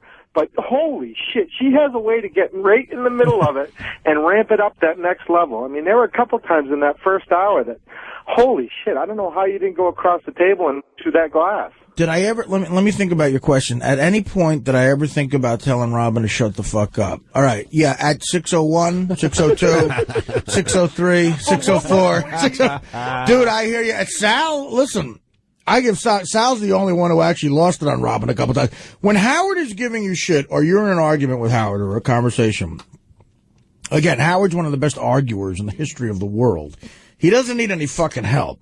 You know, when you're searching for life preservers the whole time, and Robin chimes in on his side and just makes it deeper and deeper, you get close to losing it. Sal has lost it on her a couple of times. You know what it is like? I mean, you got vicious with her that one day, which probably wasn't cool. I mean, you said some unfair things, but, you know, Robin, hey, look, Robin's good. Robin knows the show better than anybody. She creates good segments, and then she fucking needles away. I was going to ask you, isn't that part of Robin's job, though? Not really. She's a newswoman. She doesn't have to do that. There's a little added bonus she gives. Was there any point today you were close to saying "fuck you" and just walking out? No, never walking out. No, I mean definitely not walking out. I'm guessing fuck you. I said several times. I'm guessing that's why you took off your shirt during that, to kind of diffuse the mood. It really was like for some reason a song came on, and it was just so awkward. I thought, notice me. No, I swear on my life, because the one person that would make me really sad if they left would be Artie. And I really thought he was better. What about Fred or Gary or Robin? It wouldn't make me as sad. I like you people, but Artie's a guy at work that I just feel he makes me feel so good. Why is that? You've said it before. You're the Alex Riga here. I don't know how I got that, by the way. Yeah, how am I the voice? I'm the Judd Hirsch of Taxi, like between John confiding in me about leaving, Casey confiding. I'm like, well, how am I the voice of reason here? You're everyone's buddy. You're everyone's ally. You know. You're just, I don't know. Like me and Benjy have a special bond. I like Benjy. We sit there, we work together. And it's like I like everyone. I like the show. I love my job. But if Artie is something like, if you've ever worked at like a fast food restaurant and everything sucks that day, there's one person there that makes you feel good. It's Artie. You've also managed to, for a guy like Casey, especially, you've managed to sort of party and still have a career. So he'd like to know how he could do both. Yeah, Casey, he would come to me with new things every week, and then I knew about John going to Leno. I'm trying to keep this secret, at the same time not betray the show, but at one point I was like, this is enough, guys, enough. I don't know how to deal with all this. I'd love to be the voice of reason here, but again, I'm a mess, too. I don't know what the fuck that's Again, I love you to death. I still have never figured out why you were invited to the Casey intervention. That's the funniest thing. You're as shocked as anyone, right? Yeah, well, I think, it goes back to what Benjy said. I think Casey told them that I was like this friend to him at the show. Which you were. And I was, yeah, and I was, look, I'll help anybody out in a jam. I just went there and I had to suppress my laughter because I was never at an intervention where we were waiting for the guy who we were intervening on to come back from the gym. But I mean, also part of there was a lot of things going on in the intervention, and one of them was gambling. Yes, and Artie's got to tell Casey not to gamble, but excuse himself so Artie could go through 10 grand on the Masters tournament. It's even funnier than that, Gary. I do believe that night of that intervention, I had about $1,000 on a Yankee Twin game. Yankee Twin game. Yeah, it almost doesn't matter. It was a pitching matchup I liked, and I'm seeing that Casey, what are you doing? The gambling's going to dead end street, but he comes back to the gym. What are you going to say? You're too cut. Your tan is too even. What are you doing? Hey, Ralph. Hey now. Hey now. Hey, so a couple things. Artie, Artie and I talked a while ago. I had a long talk, and it was nice. And he was telling me some of these things that were bothering him and whatnot. And Artie, I think in a way, like that, it came up when Howard and I had that conversation and that argument on the air about me taking some time off.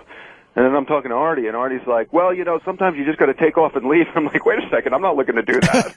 I'm not crazy. So you're projecting it a little bit. So this has been in your mind, but, clearly you're not in a good state of mind, and this is an important decision. And, talking about a July break, 2 weeks off, you can't make that decision in that time. You really got to get your head straight. And when Howard says 4 days of therapy, you don't have to look at it like 4 days. Start one day, just get in there once. Don't make it like this big commitment. Just at least get in there. Because, he's right in the sense of, like, you said, you think something else is going to make you happy, and maybe that's not right, and you don't want to fuck yourself and then be really miserable, like, oh my God, what the fuck did I do? Well, the point I was trying to make to Ralph was, and after that conversation, I did in a way feel bad for Ralph, and I did talk to him to try to help him along with, I knew he was in a weird situation with what he had said to Howard about leaving, but my point was, you can't do anything halfway. If you're going to tell a boss, you can't expect a boss to give you a few weeks off and you come back and you have the job. I was trying to say, and me and Ralph have different situations.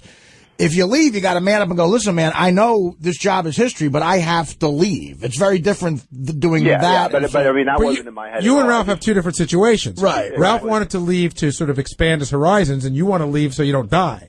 In your mind. Now it's like that. It never, before I always said the only thing that would make me leave the show is that perfect show business situation, but now it's even higher stakes. But why wouldn't you say to Howard or whoever you negotiate with, if you're willing to, I'll take 3 months off and come back if you're willing to do that? Well, listen, I'm not, if I came back, what's up, guys? I don't know, some people are waving, I'm waving back. All right. But Artie, sorry. No, I'm saying, listen, it's not fair to even ask that. You know what I mean? It puts the guy in a weird situation. To me, I would go, look, I'm going to go. I'll come back in 6 months. If I'm into it and you're into it, maybe we'll talk. That's not there's only the real way to do this is to say, like, when you talked to Howard a couple months ago and you said you had mentioned again, I might need to go to rehab, and Howard said, hey, if you need 2 months off to go pull that together, I understand that. But when you say that you got to go to rehab, maybe in 6 months, it doesn't seem very immediate. I know. Well, that's the problem. It's like I need to be found passed out on the floor or something. I want, but if you feel, I want to avoid that. From in other words, I'm trying to nip it in the bud, and I'm trying to. But why don't you do that right now? Why don't you say, hey, Howard, you know what? We go on vacation in July. Because to me, it's not fair to just leave like that. But you're going to leave in January. I'm giving you 6 months leeway, though. What I'm saying is, that's to me. I'm giving you time to figure this out. But I'm not saying, Gary, listen, that chair's going to be empty. I don't think I'm going to have any more time between. If you told me in 2 weeks or in 6 months, it's not like I'm going to. 6 months isn't more time to figure out the situation. We'll just sort of deal with it when we get there. You know what I mean? I don't have anybody in mind. Right. But and how are you going to do that, Artie? Like, if you're going to take off a couple of days, and like once a week somebody's going to sit there. Like Gary's right. You know, it's got to. You got to go, and then I'll figure out what to do. But I got one. I'm sorry. I got one question I want to ask you because we got 2 minutes left. And John Hine and I talked about this in the office. John's saying, maybe Artie needs to go do the rehab thing, and I was saying Artie needs to go do the shrink thing. And John Hine said the shrink thing is not going to work, and I said why? And he said because Artie doesn't buy into it, and if you don't buy into it. That's not totally true. I know that I come off that way on the air sometimes. That might be being a little too on one side for comedy. But you've tried it several times before, and you haven't bought into it. But I really never did it properly, and I never found the guy I really liked. And these guys were hired by studios; they were pill pushers. I didn't really look. It's hard to find the guy you connect with, and if I found the guy I connected with, who knows? Maybe I would buy it. What's doing it properly? What do you mean by that? Going to a good shrink. Right. I just went to one guy for a couple of times. I didn't put my heart and soul into it, and I just took a pill from the guy. You know what I mean? Like, I didn't really give myself over to someone emotionally and let them really get into my head and try to help. I never did. I never committed to it. Now, some people firmly believe that therapy is the answer, and you got to be on a couch, and you got to go 4 days, and that's what's going to straighten you out. The whole generation thinks that. But a lot of other people think you don't need a couch. You just got to do it how you're going to do it and what you're comfortable with. That's the other generation. But wait a second. Right? That's my old man talking. I've been to therapy. You don't need 4 days. You do need to go to therapy. You're not laying on a couch. It ain't the fucking movies. Right. But you have clear-cut issues that you've never fully discussed. Absolutely. And gotten in touch with. And going to therapy, like Ralph says, starting it once a week, it would be, I think, would open up a lot of doors for you. Right. You got to be happy with yourself. Going away, these are all distractions. You got to be able to sit in your apartment and be happy with your own life. Going away isn't going to. A new scenario is not going to make you any happier. It's just going to be a new scenario, a new location. No, you're right, Gary. And again, I want to make it clear. Like, I don't feel like I need rehab right now. I'm not in the middle of abusing drugs or alcohol or anything. I just feel like I need to go away somewhere and I don't know, talk to somebody and go, how the fuck do I figure this out? Something ain't working. I'll tell you one thing. When you do things, Artie, you do it full tilt because I got a call from a friend yesterday who's on Subutex. And he was telling me, did you say that you took 4 yesterday? I took 4 8-milligram tablets yesterday. He was saying, like, he's been taking it. He was saying, like, that's an insane amount. Like, even taking drugs to not take drugs, go overboard. Look, I have the constitution of a bull. I'm telling you right now. I'll do this for a bit on the air. I just don't want my liver to kick out. If you give me a bowl of gnocchi pasta, I won't get drunk for 3 days, no matter how much liquor I put on. Hey, Artie, it's impossible. Artie. Like no amount of booze intravenously, it wouldn't work. I want to ask you one quick question. Real quick, Sal. We got 20 seconds. You know, you're not motivated that much for a psychiatrist or a shrink, and you're putting your date for January. Would it be fair to say that some of your motivation is you're burnt out a little bit? Are you burnt out? I mean... Oh, God, yeah, I've said that a million times today. Yeah, I'm burnt out. That's what I feel. I feel burnt out. I think the overall theme here is whatever you do decide to do, you got to do it 100%, all in, whether it's the vacation, whatever it might be. When I got arrested for coke, the hospital said they never saw that much cocaine in a human being. I mean, that's like, I could have snorted Artie. And with that, we'll end the wrap-up show.